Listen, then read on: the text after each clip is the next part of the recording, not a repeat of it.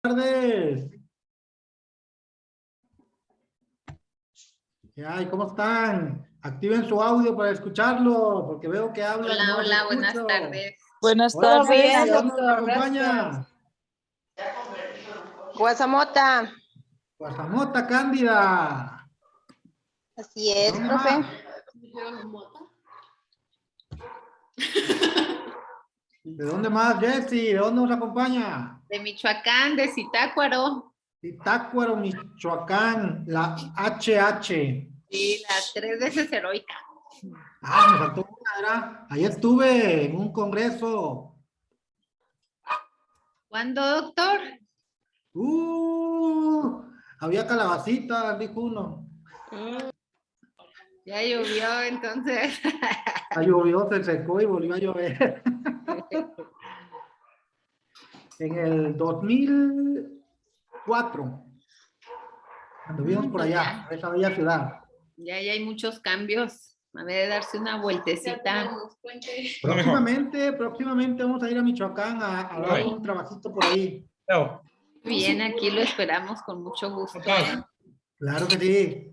Muy bien, nos saludan a ver, vamos a dar buenas tardes a todos. Bueno. Gladys desde Mexicali, Ignacio desde Guasamote, Elizabeth desde Yucatán. Allá estuve en Yucatán dando una conferencia también. Francisca Bracamonte, Sonora. No me ha tocado ir a Sonora, pero me han invitado. Me han invitado a Sonora. Ángeles de Durango, ese es país aquí. Ahorita el maestro Mario ya se encuentra aquí en la salita. Vamos a verlo. Buenas tardes a todos. Manifiéstense, agárrense de las manos. ¿Cómo están? ¿Sí me escucho, maestro Ricardo? Sí, sí se escucha, no se ve, pero sí se escucha. Con que me oiga, no le hace que no me mire. Quisiera hacer la prueba de compartir, maestro Ricardo, antes de que empecemos. Ya está ahí habilitado para que comparta, maestro. Muy bien, vamos a ver. Marlene desde San Quintín, estado de Hidalgo, Areli. Yadira también desde Durango. Bienvenida, Yadira. ¿Sí se ve, compañeras, compañeros? Sí, sí se ve, joven. Perfecto. Sí, profe. Gracias, muy amable, gracias. Durango, está presente Durango y Guasamota. Válgame, se nos vino todo Guasamota para acá. Silvia desde Veracruz, bonito Veracruz. Y sus marinos. Porque solo Veracruz es bello, paisana. Solo Veracruz es bello. A ver, ¿de qué otro estado? También dígale que aquí hay muchos lugares bonitos. A ver, ¿qué hay en Querétaro, Fercho? Díganos qué hay en Querétaro. ¿Qué hay de Querétaro, hija? Ándale, mi hija es de Querétaro, profe. Vámonos, díganos qué hay bonito en Querétaro, aparte de las gorditas de Garibaldi. No, en Tequis, profe, váyase a Tequis. No se quiere regresar. Tequisquiapan, no Tequesquitengo. Bueno, para la próxima vamos para allá. Profe, nos vamos a la Sierra Gorda de Querétaro. La Tierra Negra de Querétaro, donde está la cueva. La Sierra Gorda. ¿Cómo se llama esa cueva? La Sierra. Jalpan. Ahí está hermoso. Anda, si me dicen Pateperro, dijo uno. Sí, pero ahí donde me dice ¿cómo? usted la cueva está pegada a San Luis Potosí, pero acá tenemos pues todo lo que son las misiones de Jalpan, está Landa de Matamoros, están varias, profe, y está muy bonito para la sierra, y ahorita la han arreglado muchísimo. Bienvenida, qué bonito. Luego vamos a ir para Nos vamos a Bernal. La Peña de Bernal, muy rico ahí, se es. comen unos helados en la placita bien ricos. Uh-huh. Tayoltita, Durango. Miren, ándale, los que no conocen Tayoltita es un municipio alejadísimo, una terracería de 8 o 9 horas. Que qué bárbaro. Vero, díganos qué hay bonito en Tayoltita, Chihuahua. Ahí se come, ahí en Tayolta se come el marisco más fresco, la carne más rica y las carnitas más sabrosas. No, las carnitas son en Michoacán. Ahí disculpe. Sí, cierto. Allá en Quiroga, Quiroga, sí. Quiroga, muy cierto, donde están todas las artesanías a pie de carretera. Ajá. Qué madre. Tayoltita Sandimas. Vamos. Así es, Karina. Bienvenida, así es. bienvenida. No, sí, hay muchos lugares muy bonitos y hermosos aquí en nuestro querido México. Entonces, maestro Mario, pues adelante, el público es suyo, nada más déjame presentarlo. Él es el maestro, el doctor, perdón, Mario Espinosa, el cual nos va a trabajar el tema que son los aspectos a considerar en la evaluación desde el punto de vista de la educación inclusiva.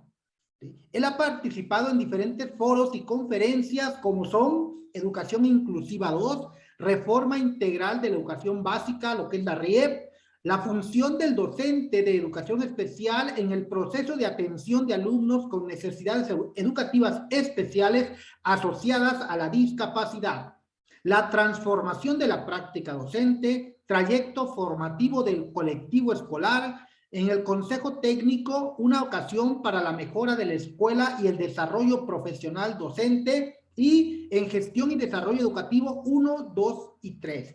Se ha desempeñado también en escuelas públicas y en escuelas privadas como maestro de apoyo en primaria y secundaria, supervisor del módulo de educación inicial, asesor técnico pedagógico, asesor de tesis a nivel maestría y posgrado, docente investigador en media superior y superior, tallerista y coautor del diplomado Perfiles, Parámetros e Indicadores en la Evaluación Docente. Este es el perfil del doctor que tenemos ahora. Y doctor, lo dejo con los chicos, los dejo en buenas manos. Muchachos, muchachas, chicos, chicas, aprovechemos al máximo dudas, preguntas que tengamos, vamos planteándola para esclarecer en lo más que se pueda. Adelante, doctor Mario. Muchas gracias, doctor Ricardo. Pues buenas tardes a todas, buenas tardes a todos. Como ya lo dijo mi amigo Ricardo, pues mi nombre es Mario Espinosa González. Y pues en esta tarde tendré el privilegio de acompañarles con este segmento de la serie de charlas que hemos tenido aquí en este espacio virtual. Esta ocasión me corresponde abordar algunos aspectos relativos a lo que es la inclusión y cómo se ve desde el proceso de evaluación docente, tanto en la parte de la promoción vertical, horizontal, como el ingreso. ¿Por qué generalizo? Porque, pues, simple y sencillamente, pues, la inclusión forma parte de la ley. En un principio, pues, desde la Constitución mexicana, forma parte de aquellos elementos que norman un segmento de la ley para la carrera de las maestras y los maestros.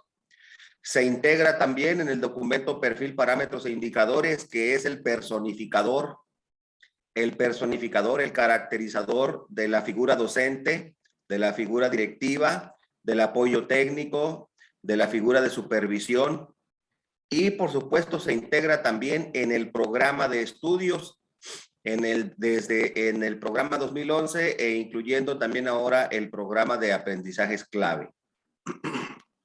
La inclusión, como ustedes saben, pues no es solamente el acto de tener a los estudiantes en el salón, no es solo el acto de ponerle una actividad diferenciada, sino que la inclusión está personificada desde la ley como un proceso de formación, en el caso de los docentes, como un proceso de formación de perfil de actuación, no solo de conocimientos, sino de actitudes.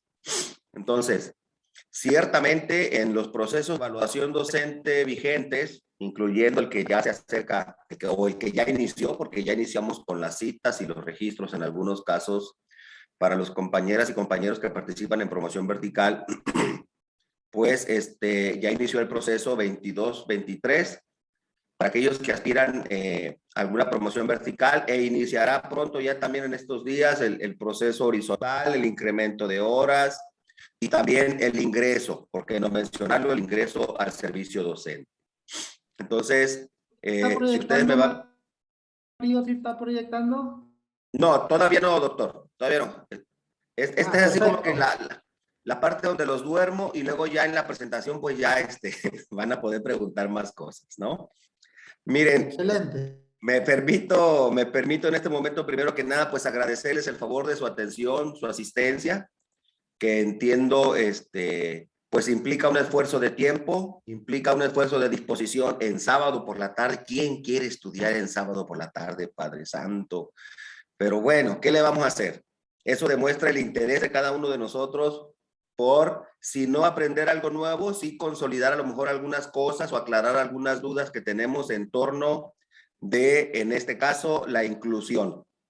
La inclusión y la manera en cómo se percibe en estos procesos de evaluación docente que tienen ya verificativo en este ciclo, en este año. Entonces, sin más, pues vámonos directamente al meollo. Y pues me voy a permitir, con el permiso de ustedes, empezar a presentar pantalla. Si tienen ustedes la bondad, alguno que tenga la gentileza de levantar su manita o de decir si está presentando, si se está observando. Sí, sí se ve. Muchísimas gracias, Jessy. ¿Ustedes dónde nos acompaña? Hola, buenas tardes de Michoacán. Doctor Mario. Ya me falta una vuelta a Michoacán pronto, ya me falta una vuelta. Por allá tengo un amigo que tiene un departamentito en Morelia para ir a la, ¿cómo se llama ese lugar donde venden rica comida en la noche? La Inmaculada, ¿no? Ajá. Inmaculada, ir otra vez a comer allá. Ahí es kermés. Es kermés todo el año. El prendido de luces en la catedral en la noche. Ándele. Los dulces, los borrachitos y todas esas cosas tan ricas que hay por allá. Ates. Los ates, así es. Bueno, pues entremos en materia. Les voy a suplicar que tengan la bondad, quien guste, de ir registrando alguna duda, alguna pregunta, conforme vayamos avanzando en las diapositivas. Y al final, con muchísimo gusto, nos podemos regresar las veces que sean necesarias en la presentación para dar respuesta a algunas de las dudas que puedan tener. Con todo gusto, con toda la disposición desde lo que podamos aportar, desde lo que podamos resolver, y en el caso de algún planteamiento para el cual no tengamos respuesta en el momento, tengan la certeza de que en el día de mañana o el día lunes inmediatamente te publicaremos respuesta que dé satisfacción a la duda que ustedes puedan tener en el grupo de WhatsApp de este proceso. Si les parece bien, si les parece bien también, doctor Ricardo. Adelante. Bueno, gracias, María. Ya voy a decir, el que calla otorga, Ricardo. El que calla otorga. Muy bien, bueno, gracias. Bueno, entonces, el primer referente, porque siempre tenemos que irnos al referente general, ¿no? Para ir a lo particular, nos vamos a lo general. La inclusión, no sé si ya lo hayan leído ustedes en alguna parte de la ley o de los documentos oficiales. La inclusión forma parte del artículo 3º constitucional. Está considerado dentro del artículo 3º. El que establece en primer lugar, y esto ya lo han escuchado muchas veces, pero a veces hace falta aclarar porque lo vemos desde diferentes aristas, ¿no? En este caso nosotros vemos que el artículo 3º le corresponde al Estado la rectoría. Es lo primero que establece, la rectoría de la educación. El Estado es el que dice programas, contenidos, tiempos, calendarios, procesos, formas de promoción, formas de ingreso, ¿sí? Al Estado le corresponde la rectoría de la educación, es decir, todas las disposiciones que emanen en materia educativa, ya sea pública o privada, parten de los preceptos que dice el Estado. El Estado es quien establece. Podrá o no tener razón desde nuestra perspectiva a veces el Estado. Eso es irrelevante. Lo que es relevante es que el Estado es el que dispone y lo que el Estado dice, eso es y eso debe ser, al menos de manera oficial y para fines y propósitos específicos de responder una pregunta o de tener alguna clase de actuación como docente en lo administrativo y frente a nuestros alumnos. Es decir, la ley, el Estado es el que personifica el ser del maestro y el actuar del maestro. Esta educación también dice el constitucional que es obligatoria y además establece que será universal, inclusiva, pública, gratuita y laica. Todo lo que hemos leído aquí ahorita en este momento ya se lo sabían. La parte de la inclusión se anexó hace algunos años apenas, pero en esta reforma que se hizo al 3º constitucional, que este texto ya refleja esa reforma, se aborda con un poquito más de ahínco el apartado de inclusión, porque al final de cuentas, recordemos que el centro del proceso educativo es el alumno, son las alumnas y alumnos.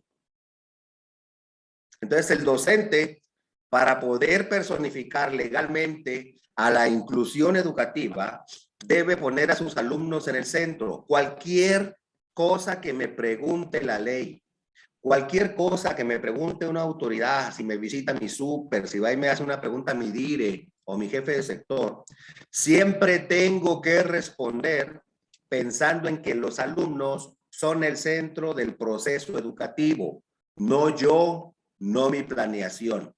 Mi planeación gira en torno del alumno y eso implica de manera muy general, ahorita vamos a ir especificando más, que la educación está siendo inclusiva. Cuando yo pongo en el centro a mi alumno, porque también existe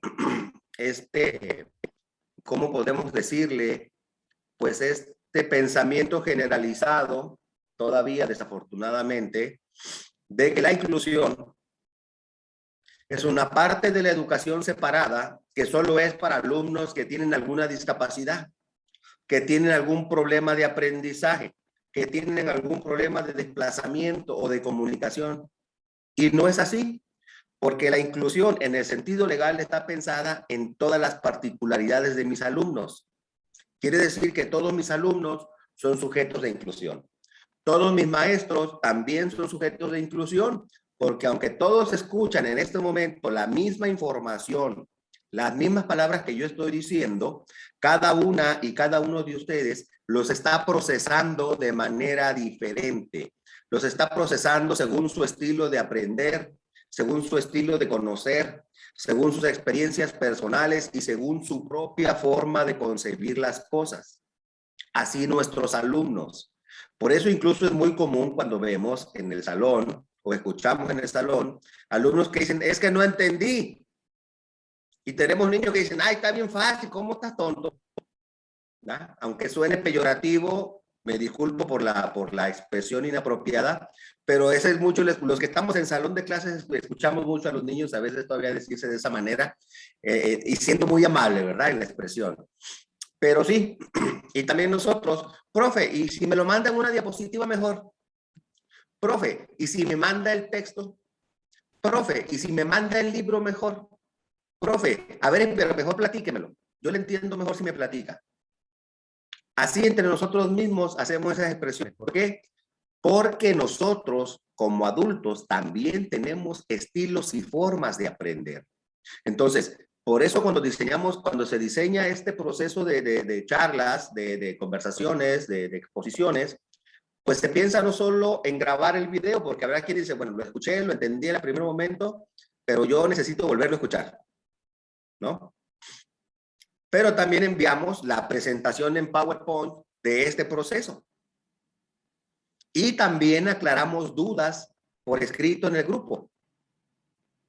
¿Por qué? Porque todos aprendemos de la misma forma. Entonces habrá quien con el puro video comprenda lo que se está diciendo y le caiga y le vaya resolviendo dudas, pero habrá quien necesite ver la presentación después mejor para que le caiga más el 20. O habrá quien necesite ver la presentación completa en video y volverla a consultar en el Face de la página de la organización, del organismo, de la institución. Entonces, por eso, si nosotros mismos estamos considerando que no estamos logrando la adquisición o la asimilación de la información de la misma forma y de la misma calidad que todos los demás, imaginen entonces a nuestros alumnos. Por eso esta idea de poner que la educación que imparte el Estado pues es inclusiva, no solo universal, ni pública, ni gratuita o laica, es inclusiva, porque está pensando en todos, tengan o no problemas de aprendizaje. ¿Por qué? Pues bueno, porque finalmente el maestro según su estilo va a considerar que tal o cual alumno tiene problema de aprendizaje. Pero a lo mejor otro maestro considerará que ese alumno que estaba catalogado como tal, dirá que no tiene problemas de aprendizaje, dirá que es un chico que aprende y que es kinestésico y necesita estar en movimiento para estar aprendiendo. y verá que el que tiene problemas de aprendizaje, a lo mejor en su percepción, es aquel que nada más está sentado escribiendo. Entonces, también los estilos docentes pueden generar en algún momento esta etiqueta de decir que un alumno tiene o no problemas de aprendizaje. Depende mucho del estilo del docente. Por eso insisto en que el maestro, con fines específicos de atender lo que dice la ley, pues debe de entender que la ley es una sola y que abarca a todos. Por eso el maestro debe ver a todos los alumnos como sujetos de inclusión, porque todos requieren o todos poseen diferentes estilos y formas de aprender. Muy bien. Dice también en esta diapositiva, como que el artículo 3º establece que la educación que imparte el Estado contribuirá a la mejor convivencia humana. Cualquier pregunta que a mí se me haga en el examen tiene que, si la respuesta me lo pide y forma parte de las opciones, tiene que estar dirigida a que las respuestas, las opciones, las soluciones se orientan, dependiendo de la situación, a garantizar una mejor convivencia en la escuela. ¿Cómo hacemos operativa esa parte? Con el Programa Nacional de Convivencia Escolar, con la Ley de Protección a los Menores. Ahí se hace garantizado, o se supone que ahí se tiene que garantizar esta contribución de la educación a la convivencia humana, para fortalecer el aprecio y respeto por la naturaleza. Tenemos materias, asignaturas. ¿Qué tenemos? Ciencias naturales, tenemos ciencias. ¿Cómo se llaman en primaria las asignaturas que refieren a ciencias naturales? Ciencias naturales, ¿no? Conocimiento del medio. Conocimiento del medio. Okay. ¿Sí? A la diversidad cultural. Hay contenidos y temas específicos en el programa que hablan sobre diversidad cultural. Diversidad cultural no es solamente las personas de pueblos originarios o personas indígenas. No, diversidad cultural somos todos nosotros, todos los mexicanos, en el caso específico que atañe a este artículo 3º constitucional. Si usted, maestro mestizo, va a trabajar a una comunidad indígena, usted es parte de la diversidad cultural. Si un niño de pueblo originario o de pueblo indígena viene a la ciudad o a un contexto mestizo, él será parte de la diversidad cultural. Entonces, también esa es otra cuestión que tiene que irnos entrando poco a poco en la forma de concebir al artículo 3º y las implicaciones que tiene, no solo dentro del programa escolar, sino también en la manera en cómo un maestro se tiene que conducir en el aula y en la escuela, pensando que todos somos diversos, porque no somos iguales. Cada ser humano es como una huella digital. ¿Hay dos huellas digitales iguales? Claro que no. Tampoco hay dos personas iguales. Podremos parecernos, pero jamás seremos iguales. Atiende a la dignidad de la persona, a la integridad de las familias, la convicción del interés general de la sociedad, del interés general de la sociedad, tengan o no tengan razón, estén o no en lo correcto, es respetar el interés general de la sociedad, a los ideales de fraternidad e igualdad de derechos a todos, es decir, todos somos iguales en el sentido de que merecemos oportunidades, de que debemos ser tratados con respeto, evitando los privilegios de raza, de religión, de grupos, de sexos o de individuos. Entonces, seguramente en otro sexenio esta ley o este artículo va a volver a ser modificado. Es uno de los artículos más manoseados, lamentablemente, en la historia de nuestro país, en la historia de nuestra Constitución. Pues responde también a intereses de grupo según el sexenio. En este caso particular, dice, en lo abarcativo que es el artículo 3º, que debe considerar la educación que imparte el Estado todos estos aspectos. Entonces, yo como maestro debo respetar la integridad de las familias, la dignidad de los padres y de los alumnos. Y cuando digo la dignidad de los alumnos, es decir, no puedo regañarlos, no puedo evidenciarlos, no debo gritarles, no debo llamarles la atención de manera peyorativa. O sea, todo eso que a veces hacemos por costumbre, pero que no debe ser.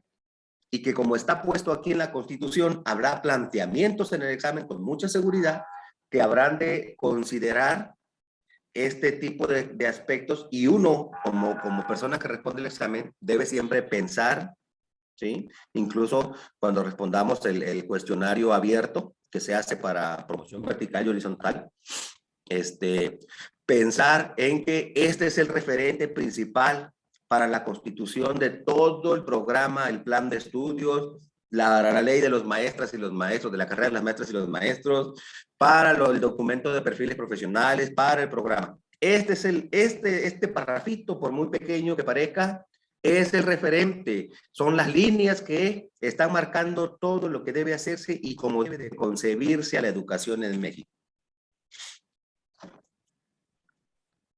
Bien.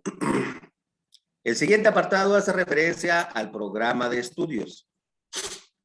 Dice también en el artículo 3 que el plan y programa de estudios será equitativo, respondiendo al principio de equidad que establece que lo que necesita, lo que requiere cada uno, lo que requiere cada escuela, lo que requiere cada región. Recuerdo, todavía hace algunos años, que había programas y de repente las escuelas se peleaban por tener las mismas computadoras que otras escuelas. No, es que porque a tal escuela se le da esto y a estas escuelas no. En teoría, se tiene que hacer una especie de diagnóstico. Este diagnóstico va a permitir que se tomen decisiones, que se propongan líneas de acción para ejercer, ya sea presupuesto, gasto, lo que sea. Y el plan, dice en el artículo 3 que el plan debe responder a un enfoque equitativo. Es decir, que lo que necesite cada escuela, lo que requiera cada región, porque no todas requieren lo mismo. Recuerden que somos un país multicultural que busca el desarrollo equitativo entre la interculturalidad. Bien, será equitativo, para lo cual el Estado implementará medidas que favorezcan el ejercicio pleno del derecho a la educación de las personas. Ante todo, las personas tienen derecho a la educación. Ese es su principal derecho. Si el niño no me cumple, si el niño se porta mal, si el niño golpeó, si el niño se peleó, lo último que yo puedo hacer o que yo debo hacer es quitarle, aunque sea temporalmente, ese derecho a la educación. La suspensión de clases es quitarle a los niños derecho a la educación. Desde ese momento nosotros estamos rompiendo la ley. El sancionarlo, sacándolo del salón, retirándolo del aula, mandándolo a trabajo social y que no esté. O sea, todo eso son sanciones que no deben realizarse en la escuela porque son inhibitorias del derecho a la educación que tienen las personas. ¿Sí? Pero además, las medidas que implementa el Estado también deben combatir las desigualdades socioeconómicas, regionales y de género en el acceso, tránsito y permanencia, porque el artículo 3 también debe garantizar o garantiza el tránsito, acceso, tránsito y permanencia en los servicios. Es decir, que la escuela tiene que buscar los medios, la escuela como sistema educativo nacional, personificado por sus maestros, por supuesto, directores y maestros, siempre tiene que buscar los medios de garantizar el acceso de los chicos a la educación. No necesariamente dentro de la escuela, porque como estamos viéndolo ahora, los niños están teniendo acceso, están transitando y están teniendo permanencia, a pesar de que no están dentro de las aulas necesariamente todo el tiempo. Habrá escuelas que ya tienen a todos los niños en el salón. La mayoría en el país que tiene niños en las escuelas está teniendo un sistema híbrido. Y ese es el mejor ejemplo para decirles que se está garantizando el acceso, el tránsito, es decir, que siga su camino, que no se le repruebe. La reprobación de un niño, por mucho que queramos poner al niño como motivo central de la reprobación, no es el niño en la concepción de los programas ni en la concepción de la ley. El responsable de una reprobación es el desconocimiento del docente o la omisión que hace el docente de las características de aprendizaje del alumno. Así está en la ley. Entonces, así tiene que ser pensado también por nosotros los maestros, ya sea que lo hagamos o no en realidad, o inclusive para dar respuesta a algún examen o algún planteamiento de preguntas en los exámenes de evaluación del desempeño o de promoción. Entonces, ojo, las respuestas no se tienen que dar ¿sí? Ni las reflexiones se tienen que dar solamente a partir de mi experiencia, la cual seguramente es valiosa. Tiene que darse en función de lo que establece la ley para poder ver con ese enfoque el trabajo nuestro y lo que me pide la autoridad que yo demuestre que conozco si quiero obtener una promoción de cualquier índole. También establece el artículo 3 respecto a los programas que en los pueblos y comunidades indígenas se impartirá educación plurilingüe e intercultural basada en el respeto, la promoción y la preservación del patrimonio histórico y cultural. ¿Esto qué quiere decir, maestras y maestros? Pues simple y llanamente que se debe conservar. Se trabajará también en la conservación de la lengua, en la conservación de la cultura, respetándola, preservando el patrimonio. ¿Sí? Tenemos niños de origen indígena en escuelas mestizas que se tienen que ir a cumplir con ciertas especificaciones de su cultura, de sus tradiciones, y no deben ser sancionados por eso. Para nada, ¿no? Porque el sancionarles por una tradición que tengan las personas es como decir que mi forma de concebir la realidad a la sociedad y las creencias nada más es la valiosa, es la que importa y es la que vale, la de los otros no. Entonces eso le da el traste y contraviene completamente a este enfoque con que se ve al artículo 3 y cómo se debe de ver a la educación y al servicio educativo que se presta. También establece en el 3, en el inciso F, que el plan y programa de estudios será inclusivo. ¿Cómo va a ser inclusivo? Dice, bueno, al tomar en cuenta las diversas capacidades, es decir, lo que cada uno de nosotros es capaz de realizar, las diversas circunstancias y las diversas necesidades de los educandos. Esta primera frase, este primer enunciado, vuelve a poner al estudiante en el centro, al estudiante y sus capacidades y sus circunstancias y necesidades, los pone al centro. Ellos son el centro de todo el proceso. Y no se trata, ahora sí que, por si pudiera haber la cuestión, ¿no? Oye, pues tengo que planear para cada niño. No, no hay que planear para cada niño. Hay que adecuarse, incluso sobre la misma marcha de la clase. Y a mí me gusta mucho retomar este ejemplo. Hay niños que hablan muy bien, que desde pequeños se caracteriza por ser muy buenos para exponer, ¿no? Y tenemos esos niños en la escuela siempre, ¿no? A lo mejor nosotros mismos fuimos la clase de niño que es bueno para hablar, o fuimos el niño que siempre, o la niña que siempre nos elegían para leer, o fuimos el niño que siempre nos tocaba hacer el dibujo de la exposición, o hacer la diapositiva en la prepa, o hacer las presentaciones, o mandar las ligas. Somos ese niño, tenemos niñas y niños, somos esas niñas y niños y tenemos capacidades, circunstancias y necesidades distintas, igual que nuestros alumnos. Establece el siguiente enunciado que esto debe hacerse con base en el principio de accesibilidad y con base en ese principio se realizarán ajustes razonables, ajustes, no planeaciones nuevas, ajustes, no adecuaciones. Las adecuaciones implican un rasgo, una necesidad de aprendizaje más severa, más notable. Los ajustes solo tienen se relacionan más con las distintas características y formas de trabajar de los niños en el salón. Y también dice, se implementarán medidas específicas con el objetivo de eliminar barreras. Ojo, no dice de eliminar la discapacidad, ¿eh? Dice eliminar barreras para el aprendizaje y la participación. Si tienen la bondad, levante la mano o levante su manita, ¿verdad?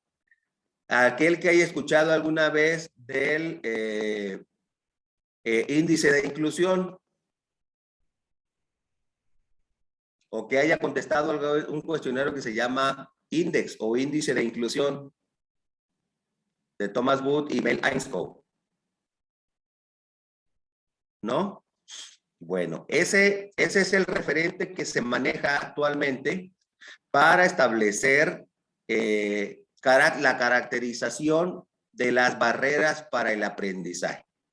Ya no les llaman problemas de aprendizaje, les llaman barreras. Y ustedes saben que una barrera, pues, se tiene que brincar. Así de simple.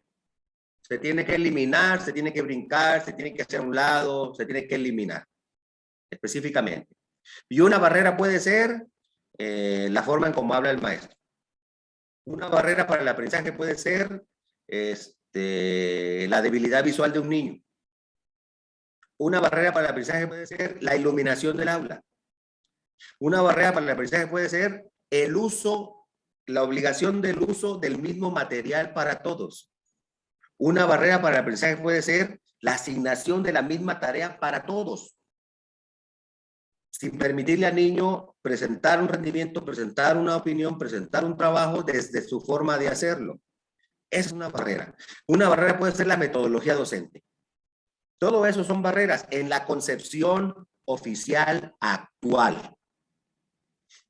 A lo mejor cuando se vaya Andrés Manuel López Obrador, el que venga va a poner otro tipo de barreras, ¿no? O va a eliminarlo de las barreras y va a regresar a discapacidad. No sabemos. Pero lo que está vigente es ese término. Entonces, en ese sentido, en la Constitución y en el programa se ve a la inclusión como la acción de eliminar barreras para el aprendizaje y la participación. No solo para el aprendizaje, para la participación también. Entonces hay que eliminar barreras para la participación. A ver, fulanito, dígame qué entendió del tema. Incluso desde ese mismo planteamiento nosotros debemos entender qué estamos preguntando. Yo diría, Gladys, ¿qué has entendido hasta ahorita del enfoque del artículo 3º constitucional? Y Gladys me va a responder lo que ella entendió. Ah, pero como lo que ella entendió no es lo que yo quiero escuchar, entonces yo digo, no, tú estás mal, estás equivocada, esa no es la respuesta correcta. Entonces yo ahí cometo 2 errores garrafales inmediatamente. 1, lo pongo en evidencia, lo avergüenzo, es decir, daño su dignidad. Y 2, ni siquiera puse atención a la pregunta que le hice. Porque cuando tú preguntas, ¿qué entendiste? Tienes que estar abierto para escuchar cualquier cantidad, aunque sean sandeces, como dice mi tío. Porque tú estás preguntando de manera abierta. Tú no le estás preguntando cuánto es 2 más 2. ¿Sí? Tú le estás preguntando qué piensas. ¿Tú qué opinas? Y una opinión es abierta. No tiene respuestas exactas. Entonces, muchos maestros esperan que el niño dé la respuesta que uno como adulto espera que reciba. Entonces, ahí también estamos demostrando que no conocemos sobre el desarrollo del niño, no conocemos sobre el desarrollo humano y no sabemos que a esa edad primaria, preescolar o secundaria o prepa, porque también ya forma parte de la educación obligatoria, existen diferentes concepciones de la realidad. Entonces, habrá un niño que ve en un caballo un pony y habrá un niño que ve en un caballo un unicornio y habrá un niño que ve un joven que ve en un caballo a un Pegaso. ¿Sí? Son diferentes concepciones de la misma realidad. Es lo mismo con los chicos. Entonces, lo que quiere la ley, lo que quiere el programa es que tú consideres, antes de sancionar, que consideres que el niño te puede dar diferentes respuestas. El joven te puede dar diferentes respuestas cuando tú el planteamiento lo haces abierto. Y que deberías de saber eso si cumplieras con la parte del artículo que establece que tú debes saber sobre las necesidades y características de aprendizaje de tus alumnos, porque se supone que él está en el centro. Entonces, todas las preguntas que me hagan en el examen sobre este asunto, el niño está en el centro. Tengo que pensar en el interés del niño, no en lo que yo desde mi experiencia, insisto, aunque muy valiosa, debo tener. No, es pensar en el alumno porque él está en el centro. ¿Sí? Continúo.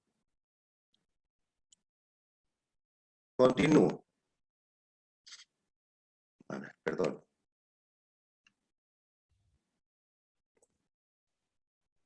Dice en el texto vigente, en su artículo 2 de la Ley General de Educación, que también es otra ley en donde se habla de inclusión.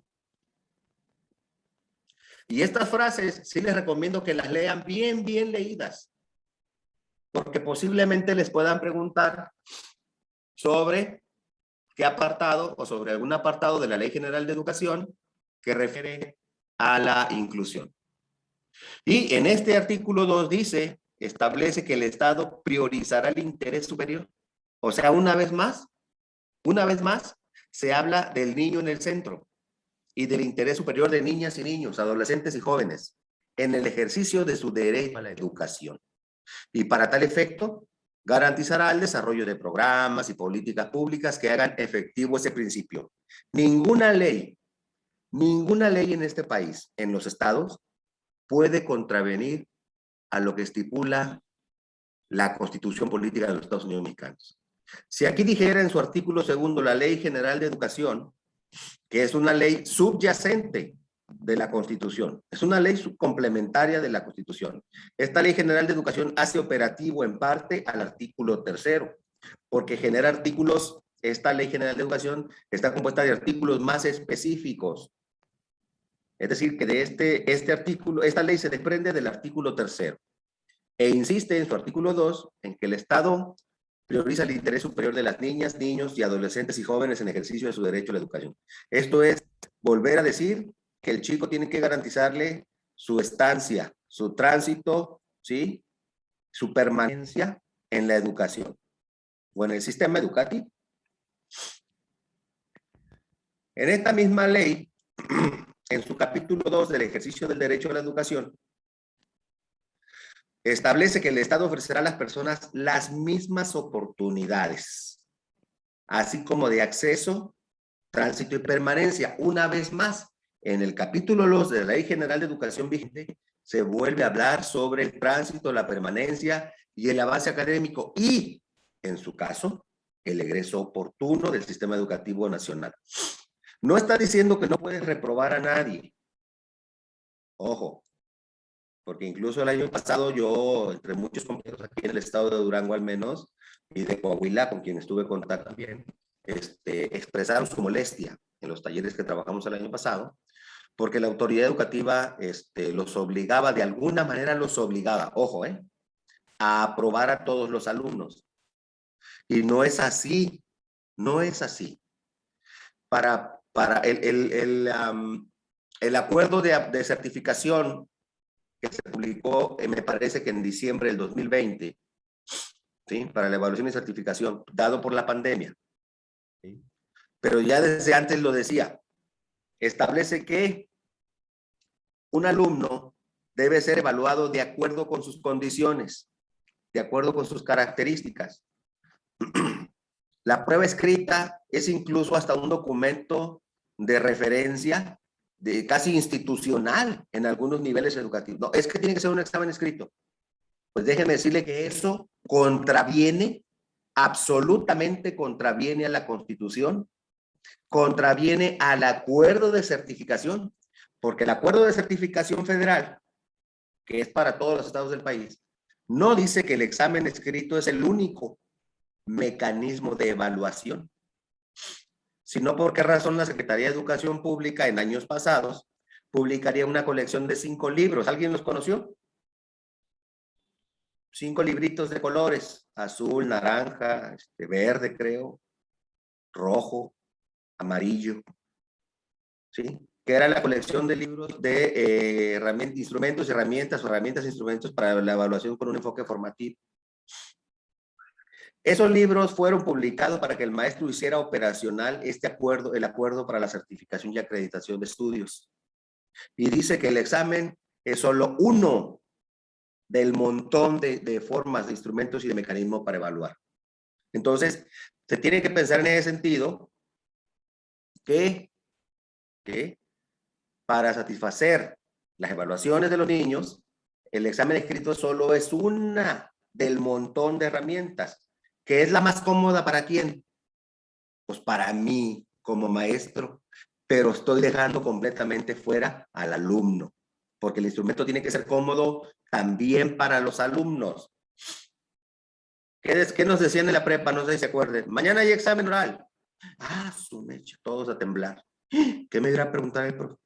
Y todos evaluarse con examen oral, ¿no? Entonces entendíamos nosotros los maestros que no, es que los tengo que evaluar a todos igual. Nadie tiene privilegios, ¿no? Bueno, entonces, se nos hacía muy complejo pensar en formas variadas de evaluación. Yo les diría, solo voltéenle la moneda. ¿A ustedes cómo les gusta que los evalúen? ¿Por su práctica? ¿Por su conocimiento del oficio o de la profesión docente? por su forma de vestir, por la manera como se expresan en su lenguaje oral en clase. ¿Cómo quieren que los evalúen? Entonces se diseña este instrumento, cada vez se acerca un poco más, aunque muchos no estén de acuerdo. Me parece a mí, en mi humilde opinión, igual no tengo la razón, a que pues vamos a evaluar y le estamos considerando al maestro una serie de elementos multifactoriales, que es precisamente lo que nos están considerando para evaluarnos ahora. Si la autoridad te está mostrando disposición para evaluarte con diferentes enfoques, con diferentes elementos, ¿por qué yo no? Lo que me está pidiendo la autoridad de hacer esto es que por favor pienses en que al evaluar al alumno, no solo apliques un instrumento. Hay niños que oralizan mucho mejor de lo que escriben. Hay niños que ilustran con tablas, con cuadros, con mapas mucho mejor de lo que hablan. Y son estilos de los chicos. Por eso es el permitirse esta flexibilidad de considerar esto, permite coincidir con este capítulo 2 del ejercicio del derecho a la educación, pues permite garantizar el avance académico del alumno. Es decir, que le permitas al alumno que te muestre, que te explique lo que él ha aprendido, lo que él ha razonado, desde la manera en cómo él puede hacerlo, no solo en la manera en cómo tú crees que debe de hacerse. Por eso hay un apartado en el programa de estudios que habla sobre sugerencias didácticas para la evaluación, sugerencias didácticas para la organización de los grupos. Hay apartados que así se llaman, hay que revisarlos para que vean cómo el mismo programa te dice que tú puedes organizar los grupos de diferentes maneras y que los puedes evaluar de muchas formas. La ley te lo dice, el programa te lo dice, pero nos casamos con la obligatoriedad del examen escrito y creemos que eso es lo que dice la ley, pero la ley no dice eso. Esto lo dice mi súper o mi jefe de sector, porque él tiene su vendimia de copias, ¿verdad? Él vende sus copias de examen cada trimestre, cada bimestre. Pero en realidad es que el programa te da el derecho de evaluar de múltiples formas al mismo tiempo a diferentes alumnos. Bueno, también en su artículo 6º, la ley general establece que todas las personas habitantes del país deben cursar preescolar primaria, secundaria y media superior. Ya ahí estamos haciendo obligatorio hasta la media superior. Y que además es obligación de las mexicanas y los mexicanos hacer que sus hijas vayan, ¿sí? Menores de 18, vayan a las escuelas para recibir la educación obligatoria, en los términos que establezca la ley. Hasta cuando este artículo se publicó, recuerdo que hubo incluso un debate tremendo en la política, porque algunas regiones, algunas instituciones de educación superior, aparentemente las organizaciones de padres de familia, no querían verse obligados por la ley a que sus hijos recibieran esa educación obligatoria, a que sus hijos realizaran o vieran en el programa temas de sexo, temas de sexualidad, ¿no? Y recuerdo que interpusieron hasta una especie de demanda o de, ¿cómo se llama? Inconsistencia constitucional o algo así, por esta cuestión. Entonces, no les están obligando a nadie. Están diciendo que va a recibir educación obligatoria en los términos que establezca la ley. La ley así lo pone. Si yo como maestro no estoy de acuerdo, puedo hacer dos cosas. Puedo arriesgarme a no abordar los temas del programa que establece la ley y evidenciarme y en su momento pues ser despedido por incumplir con mi función y mi programa al que estoy obligado. O bien, puedo renunciar a mi función docente y de buscar un desempeño como administrativo o renunciar a la plaza y retirarme de la docencia. ¿Por qué? Porque yo estoy obligado por la ley. Yo tengo una serie de características que debo cumplir, parámetros que debo de lograr y la ley me los pone allí. Si yo no quiero atender esa ley, pues simplemente me arriesgo o me voy, ¿no? Pero es así de simple. No es más complejo que eso, ¿no? Pero para contestar, para cumplir con lo que me pide la ley, con lo que me pide el programa, tengo que contestar. Entonces, en esos términos, en los términos que establece la ley. También debo participar en su proceso educativo, revisar su progreso y desempeño y velando siempre por el bienestar y desarrollo de mis hijos, cada quien en su caso los padres de sus hijos. No puedo obligar al padre que lo haga, le puedo sensibilizar. No puedo obligar al padre que le dé de comer a su hijo verduras. Le puedo informar mediante una charla sobre las ventajas de comer verdura y las desventajas de comer comida chatarra. La decisión, al final, es de los padres, no de nosotros, la escuela.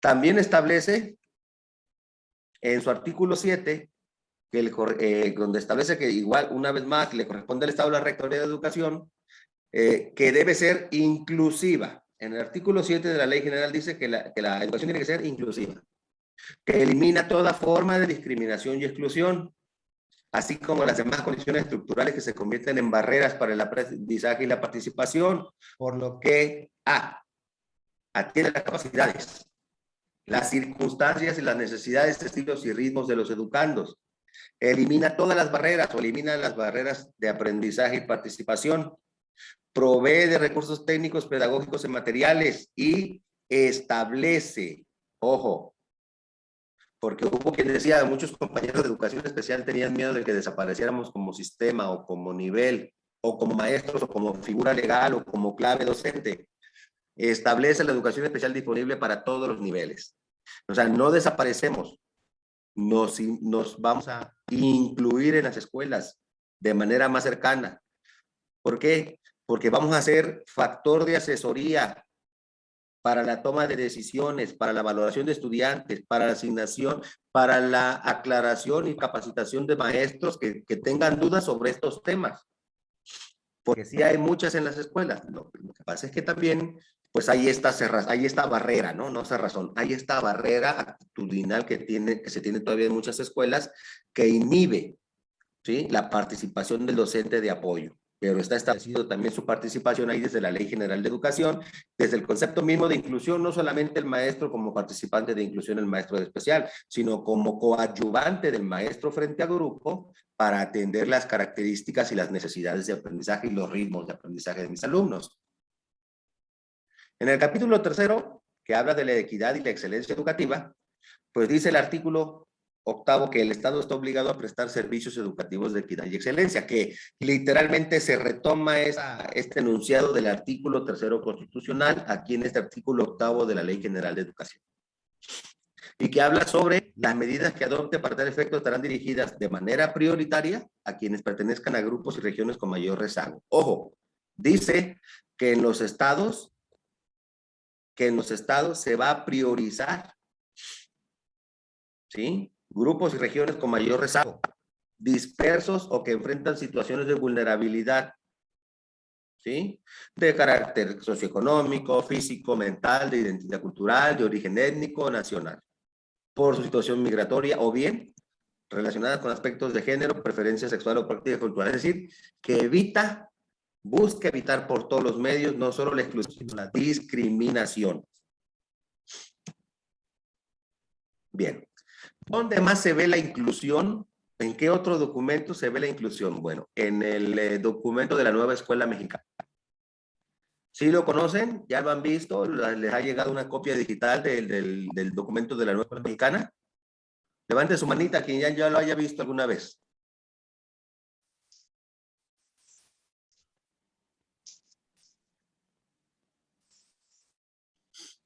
Si alguien no lo ha visto, con muchísimo gusto se los vamos a compartir en el grupo. El documento normativo de la Nueva Escuela Mexicana, que por supuesto tiene los colores institucionales en color vino tinto, ¿no? Por ahí lo vamos a compartir, doctor Ricardo, por favor, también el documento de la Nueva Escuela Mexicana en el grupo de los compañeros que están participando.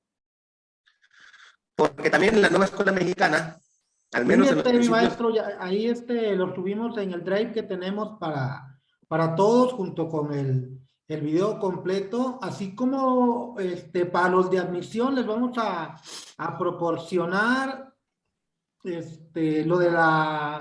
lo del curso de la Nueva Escuela Mexicana para que estudien. Correcto. Gracias, doctor. Pues bueno, también en la Escuela Mexicana, en el manual, en el libro de la Nueva Escuela Mexicana se habla sobre la inclusión. Bueno, ¿en qué forma? Permítanme tantito.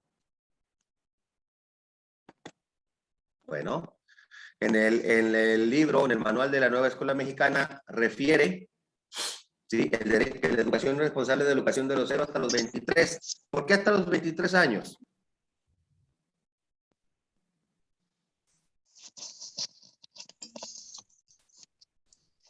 Sí, doctor, porque incorpora a los estudiantes que están en el nivel superior, ¿no? Efectivamente y con efectividad, licenciada. Así es, porque considera a todos aquellos estudiantes universitarios o de educación superior. En promedio es la edad en la que se supone que si no reprobamos años, terminamos la educación superior.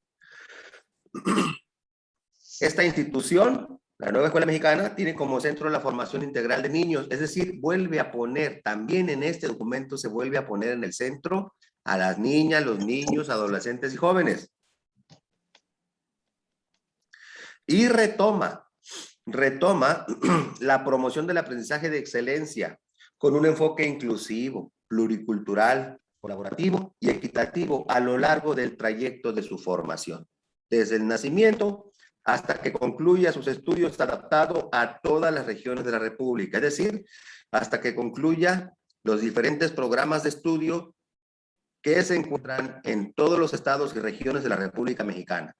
Porque si ustedes recordarán, hay universidades indígenas, hay universidades interculturales, universidades pedagógicas, unipolis, UTDs o UTTs o UTM según el estado del país, universidades tecnológicas. Entonces, esto es lo que garantiza en primer término la nueva escuela mexicana.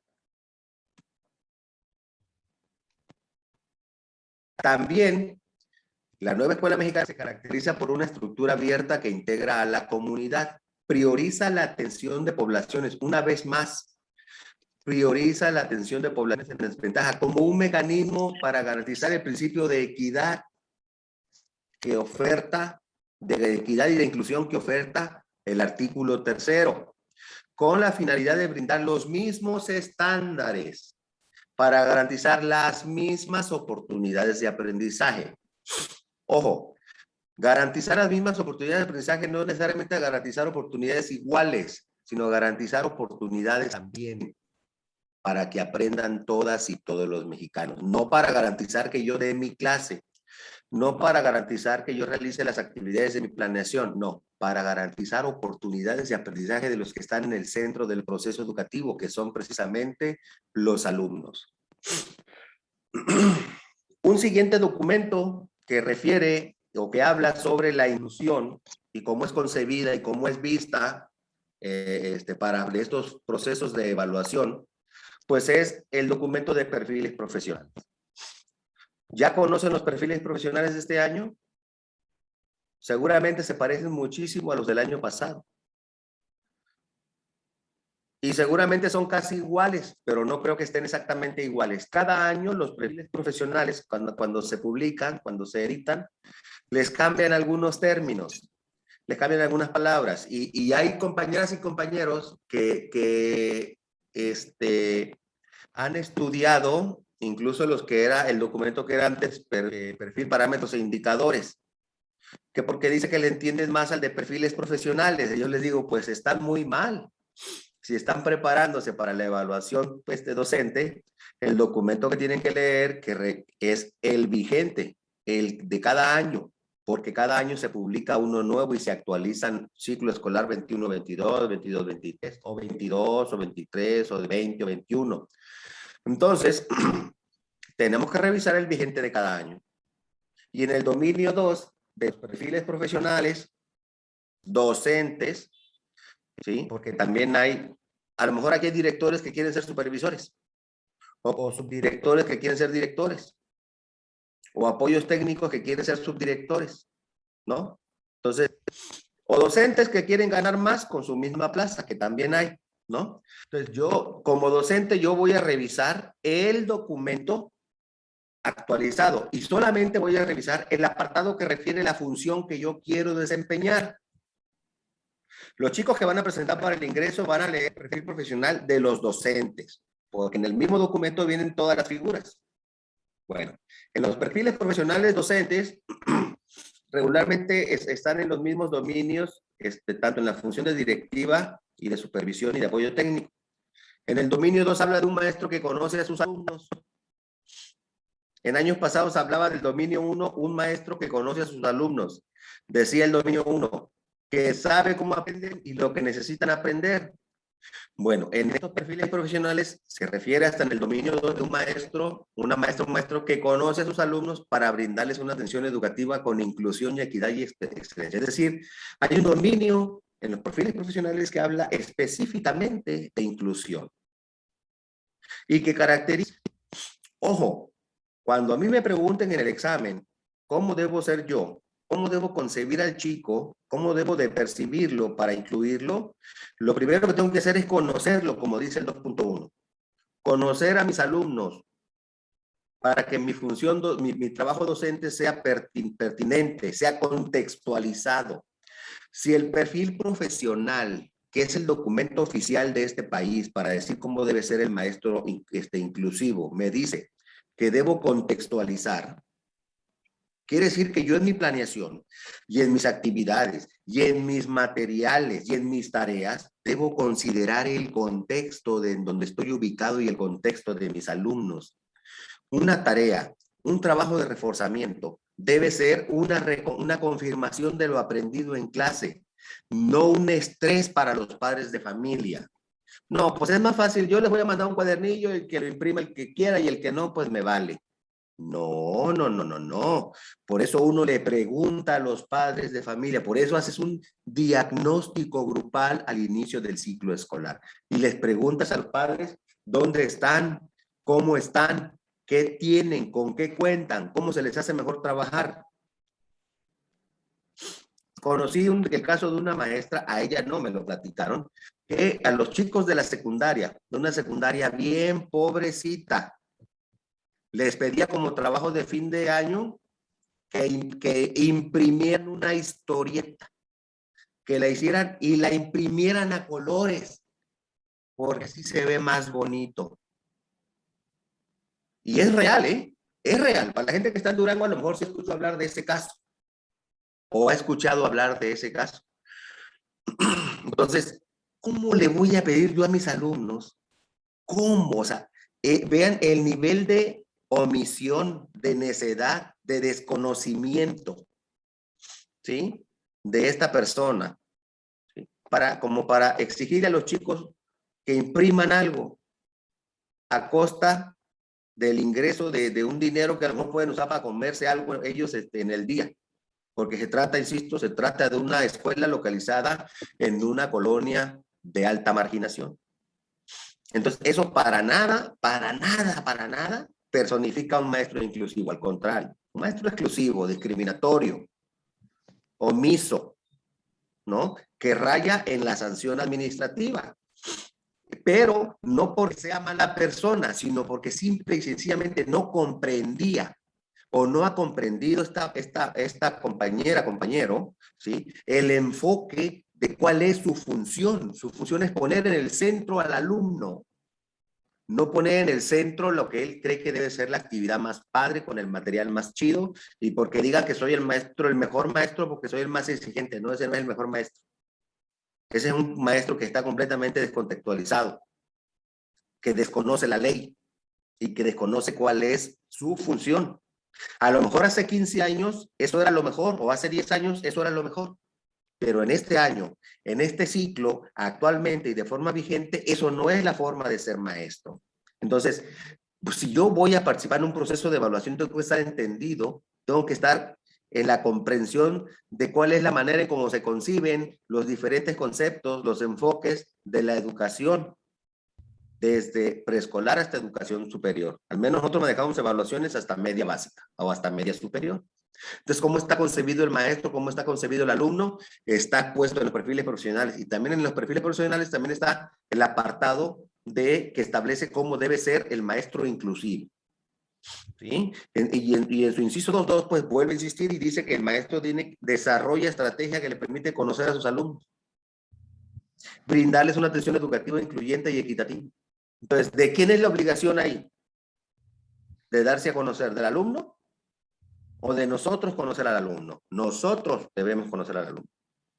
Nosotros debemos tenerlo en cuenta siempre. Debemos tenerlo presente. Como que se desprende del 2.1, del 2.2, perdón, dice que básicamente el maestro tiene que dialogar con los alumnos. Entonces, cualquier planteamiento que me hagan en el examen escrito, en las preguntas abiertas de mi proceso de evaluación, cuando se refiere a inclusión, yo tengo que poner de manifiesto que dialogo con ellos de forma respetuosa y empática. Dice aquí, a fin de conocer su situación de vida, necesidades, intereses e ideas, es decir, mostrar interés, ¿sí?, sobre aquellos aspectos de su vida que inciden en su aprendizaje. Oye, muchacho, ¿tienes acceso a televisión? ¿En tu casa hay internet? Oye, ¿tienes libros en tu casa? No, pues tienes que... llévate unos dos de la biblioteca para que me hagan la consulta. Pero luego vemos quienes encargamos las tareas, incluso a propósito a veces encargamos tareas sabiendo que el chico no tiene cómo hacerla, porque el chico me cae gordo, ¿no? Y lo único que estoy haciendo es poner al chico que en riesgo su estadía, su permanencia, su tránsito y su egreso del sistema educativo, o sea, rompiendo la ley de manera flagrante. Y aunque suena muy fuerte la afirmación, aunque suena muy drástica, en realidad esto es simple y llanamente eso es. Cuando yo pongo al chico en esa situación, estoy rompiendo la ley. No estoy siendo maestro, estoy rompiendo la ley, literal. Y aunque nunca nos ha pasado, no estamos exentos. Si alguna madre de familia es capaz de mostrar por un mensaje de WhatsApp, por alguna llamada grabada, por alguna videollamada grabada, por algún texto, que ustedes obligaron al chico a ponerse en una situación difícil, pueden ser hasta despedidos, despojados de su plaza, si se les comprueba una actitud contraria a lo que establecen los perfiles profesionales. Por eso nos piden, bueno, aquí están los perfiles. Esto es lo que tienes que hacer. Esto es como tienes que actuar. Entonces, por eso se les invita siempre, porque no hay recetas mágicas. Maestro Ricardo, maestras, maestros, no hay recetas mágicas. Aquí hay que leer los documentos.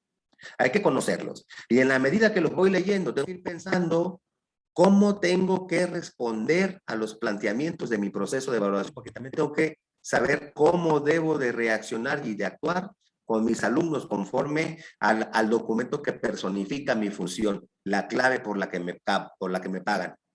Entonces, esto es básicamente lo que necesitamos tener presente, maestras y maestros, respecto de la inclusión y de los diferentes documentos en donde se habla sobre inclusión, ¿sí?, que son documentos oficiales, que son documentos vigentes en la República Mexicana.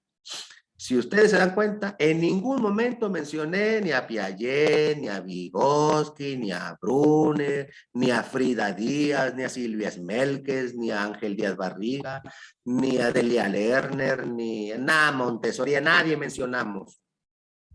Únicamente mencionamos lo que dice la ley y los diferentes documentos que hablan sobre inclusión, que son de carácter oficial e institucional.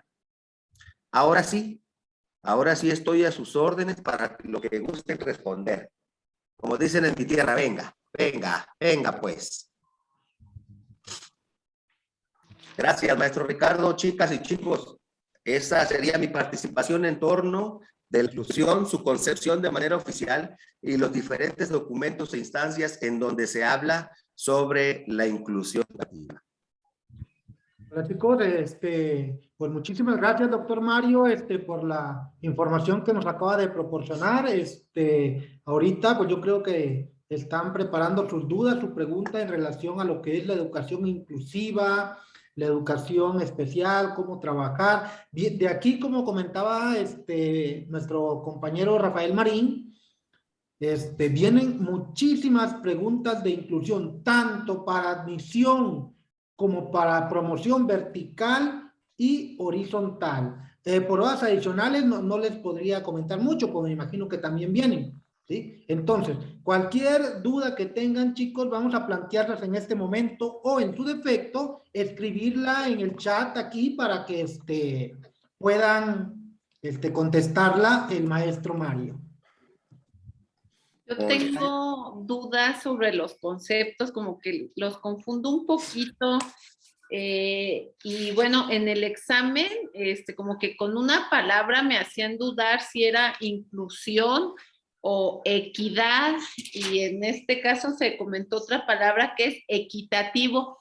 No sé si me pudiera un poquito aclarar más. Por supuesto que no, no se crea, claro que sí, maestra Jessie. Mire, hay desde lo que establecen los términos oficiales, maestra, porque pues si le contesto lo que dice un libro que habla sobre equidad, o un autor que habla sobre principios de ser equitativo o de inclusión, pues vamos a errarle. Vamos a errarle. Lo ideal aquí es contestarle en términos de lo que dicen los documentos oficiales, es decir, el programa, la ley, los perfiles profesionales, ¿sí? Esas son las definiciones que necesitan tener claras. Sí. Para este proceso específico o estos procesos específicos de evaluación, ¿sí? Inclusión refiere a facilitar la participación de todos en el aprendizaje, que puedan expresar y aprender desde su manera en que lo puedan hacer, y que es el maestro, atendiendo a esta definición de inclusión, que es el maestro el primero que debe reconocer cómo aprenden sus alumnos, porque es el primero que los conoce en un sentido pedagógico, en un sentido académico. Entonces, si el maestro no conoce a sus alumnos, en el sentido escolar, en el sentido académico, sí, si no los conoce, entonces no puede ser inclusivo, se le va a dificultar muchísimo, porque para poner en práctica el sentido o el enfoque de inclusión, hay que primero conocer a los alumnos, sus necesidades, sus intereses y sus formas de aprender. Incluso, como dice la ley, su contexto, el contexto donde viven, el contexto de su escuela. Si el maestro no toma en cuenta todo eso, no puede ser inclusivo. ¿Sí? Por mucho que se chute todos los libros de autores extranjeros y nacionales sobre inclusión, no podrá ser inclusivo, porque el principio de inclusión es un verbo que se manifiesta a partir de considerar todos estos elementos, ahora sí que multifactoriales, en torno al aprendizaje del alumno. Ahora, cuando habla de equidad, de llevar a cabo la equidad o de ser equitativo, que en términos de los documentos oficiales, tanto equidad como ser equitativo refieren a lo mismo, a lo mismo, a lo mismo. Y no es más que propiciar situaciones o escenarios de acuerdo con las necesidades de cada alumno, o bien de cada escuela, o de cada comunidad, o de cada región. ¿De qué le sirve? Ojo, ¿de qué le sirve a una escuela que está ubicada en Las Flores que yo le ponga un taller nuevo de aulas de computación? Si no tiene luz la comunidad. ¿De qué le sirve que yo le instale baños de lujo con de esos, decimos azulejos acá en mi tierra, con azulejo del más caro, si no tiene sistema de desagüe? Si no tiene agua. Entonces, no gasto en poner los baños bonitos como en charcos, donde sí hay agua y sí hay luz. Mejor gasto en generar la infraestructura para que después sean útiles la construcción de los baños, ¿no? Entonces, equidad atiende más al principio de proporcionar escenarios de acuerdo a las necesidades, ya de los alumnos, ya de las escuelas o ya de los padres y las comunidades. ¿Sí, Jessie? Espero haberle ayudado, maestra. Sí, y es como un poquito más también la infraestructura, ¿verdad? Entonces, eso de equidad, entra ahí. ¿Para qué le llevo libros de inglés a los niños de región indígena? Si lo que tienen que hacer los niños en región indígena es conservar la lengua materna y aprender español. Pero sin cuidar el aprendizaje de la lengua materna, porque incluso tenemos una materia que así se llama. Español ya no es español es lengua materna. ¿Sí? Y el cambio del nombre de español a lengua materna atiende al principio básico de primero aprender bien la lengua madre. No es lengua materna porque, es que es la lengua de la mamá. No, así se dice, lengua materna porque es la lengua madre. La lengua madre mía es el castellano, ¿no? El castellano mexicanizado, porque el castellano es de español. ¿no? Sí, doctor, muy bien, muchas gracias. Muy amable por su pregunta. Gracias, doctor. Dice por acá, ¿cómo se puede apoyar a 2 alumnos que los padres no envían a la escuela? Bueno, si tu maestro no te llegan los niños, yo te aconsejo que no vayas al DIF. Por eso hay un documento de orientaciones, ¿sí? De actuación docente. Este documento de precisiones de actuación es un documento que dice cómo debe actuar el maestro, cómo debe de conducirse ante una situación de contingencia, ante una situación de una problemática social en la comunidad o de seguridad. En este caso, tu papel como docente es informarle a tu director de la situación. Y debes hacerlo por escrito. Y si lo vas a hacer, debes reportarle las faltas, desde cuándo no vienen, desde cuándo no los envían, porque es el director la figura indicada para llamar al padre de familia o a los padres de familia. Sí hay injerencias allí en cuanto a preguntarle a los padres de familia por la situación de los niños, porque acuérdense que hay una parte de la ley que habla sobre que el padre de familia está obligado, dice obligado, no dice tiene derecho a llevarlo, y dice está obligado a llevar a sus hijos. Entonces, yo maestro no puedo meterme por mucho que me caliente, dijera aquel. No. Yo, mi protocolo de actuación me indica a mí que yo debo informarle a mi director. Si no está mi director, a mi subdirector. Y si no está mi subdirector, ¿a quién le voy a avisar? Al maestro de guardia. Al maestro de guardia. Por eso hay diferentes comisiones. Para eso está el Consejo Técnico y para eso está el Consejo de Participación Social. ¿Yo cómo voy a saber cómo actuar exactamente? Tengo que leer ese documento que me dice a mí cuál es mi protocolo de actuación como docente ante diferentes circunstancias. No sé si estoy por allí, si aclaré o no, maestra Elizabeth, su planteamiento en relación a qué se tiene que hacer. Katia tiene levantada la mano y luego Sheila. Maestra Katia, adelante, por favor. Gracias. Yo sí soy yo. Yo sí quiero así como que una receta tipo modelo del diseño universal. Sí, diseño, sí. Modelo del diseño universal, ¿verdad? Es ese. ¿Sería cuál? ¿El DUA? ¿Diseño Universal de Aprendizaje? Sí. Exacto. Puedo preguntar, no lo tengo a la mano en este momento, pero tengo compañeras maestras que son muy avesadas en ese tema. Les puedo pedir algún ejemplo y con todo gusto lo subimos al grupo, si lo permite usted, maestro Ricardo. Adelante, adelante, todo lo que pueda apoyar a la formación de este proceso de evaluación, con gusto. Entonces, ¿sí le parece, maestra Katia? Para hacer la búsqueda de ese ejemplo y con sí, todo gusto. Es que sí, pues, como los niños, como que con un modelo es más claro, pienso yo. Gracias. Para servirle, maestra Katia, ¿cómo no? Sheila, ¿verdad? Sí. Adelante, maestra Sheila. Sí, buenas tardes. Buenas tardes. Respecto a la atención de la inclusión, ¿qué dice la ley ahora con todo esto que estamos viviendo de la pandemia y demás, sobre alumnos?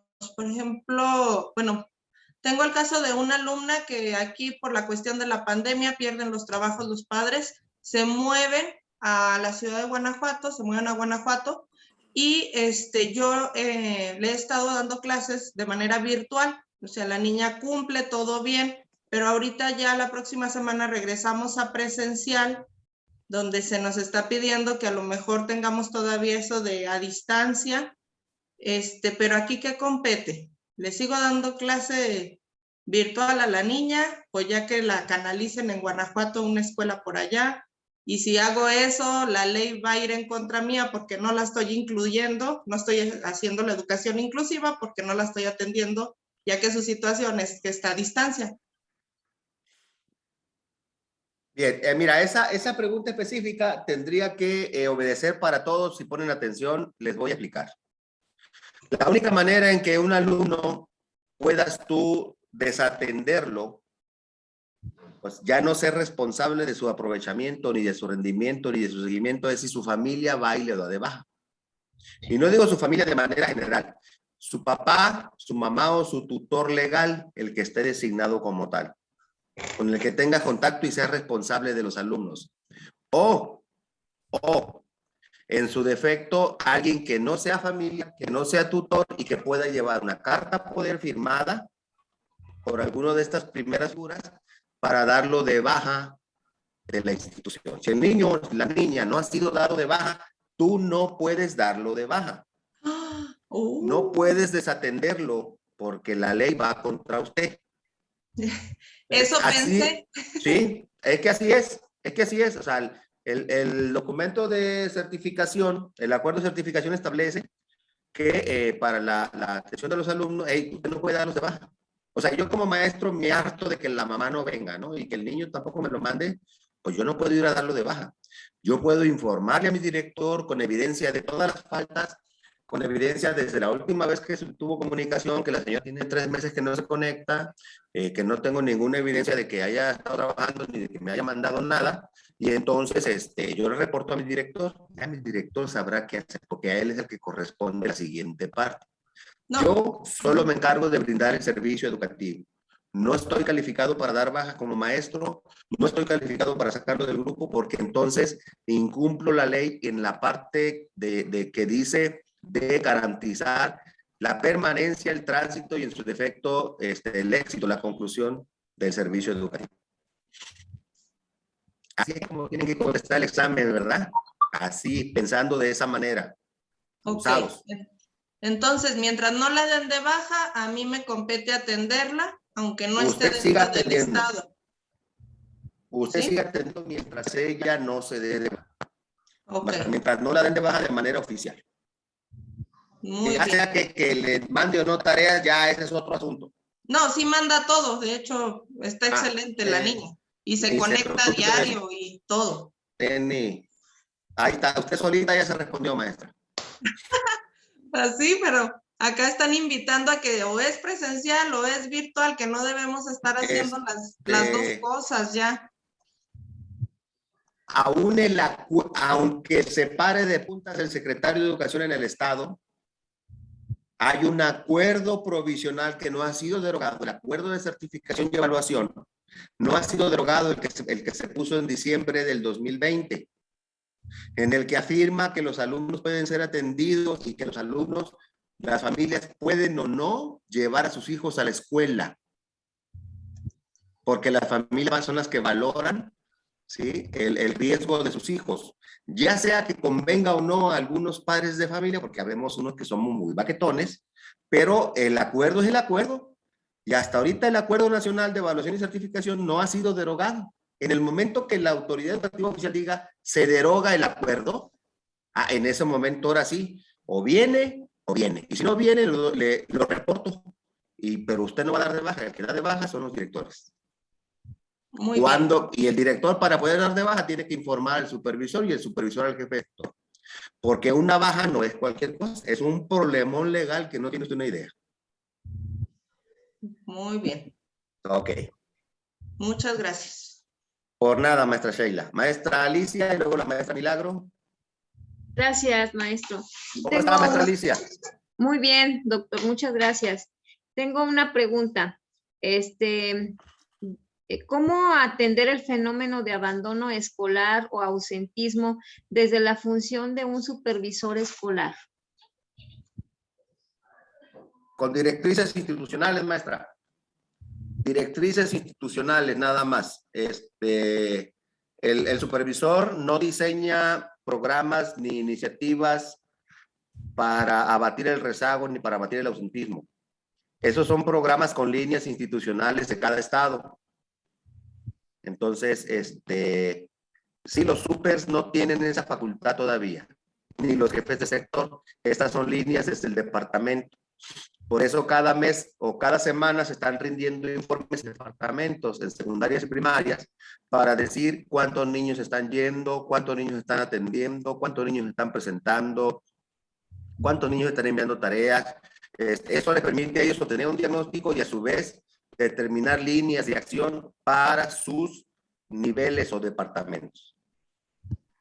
Pero no es el supervisor quien puede hacer eso, no está facultado. No le está dado ni en los perfiles profesionales ni en los protocolos de actuación tampoco. Esas son líneas de acción de los departamentos. Ok, gracias, doctor. Por nada.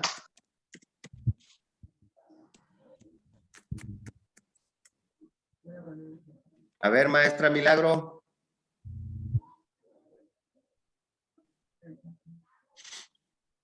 Ya se nos fue la maestra Milagro, doctor. La hemos perdido, doctor. Pero durmió. Buenas noches, doctor. Yo tengo una duda. Por ejemplo, yo soy ¿Quién es? Nombre. Silvia. Silvia, la del licenciada en Educación Física, Silvia. Adelante. Tu paisa. Bueno, yo estoy desde Coatzacoalcos. ¡Ah, la bicha, Ricardo, mi paisana! Tu paisa. La otra vez creo que dijo que es de Nanchital, ¿verdad? Soy de Manchester City, cerca de Chocolandia, maestra. Ándele, sí, así es. Cerca de mis paisanos los chocos. Así es, mucho tabasqueño por esa zona. Sí, pues tengo parientes tabasqueños, políticos, pero parientes. Mi familia también es de Nanchital, doctor. Ándele, ¿cómo se apellidan? Porque ahí casi todos nos conocemos. No, si quieren, abro otra sala y ahí los dejo. No, pero ya no me acuerdo mucho, porque yo ya me vine hace como 27 años de Nanchital, allá se quedó mi mamá y mis hermanos, pero yo me vine hace 27. Son 2 correos enviados. Son 2 correos enviados, uno es Hotmail, el otro es Gmail, el que tengo más activo, más fácil de acceder es el Gmail. Gracias, muy amable. Adelante, paisana, con su pregunta. Sí, somos de los guapillos, de Nanchital. Vamos, cabrón. No, yo soy de acá, raza de bronce de la Zapata, maestra. Bueno. De la Zapata, ahí del campo deportivo. Es que la maestra preguntó acerca de las funciones que debe de tener el docente, ¿no? Reportar al director. Y usted explicó que pues debe de hacer su reporte escrito a dirección, las faltas, todas las situaciones de docentismo. Y me queda la duda en qué tiene que hacer, y ya también comentó de supervisión que se tiene que regir por las líneas de acción, pero un director, ¿qué tiene que hacer ante el ausentismo, doctor? Primero invitar, maestra. El director no es sancionador, el director es sensibilizador. El director invita.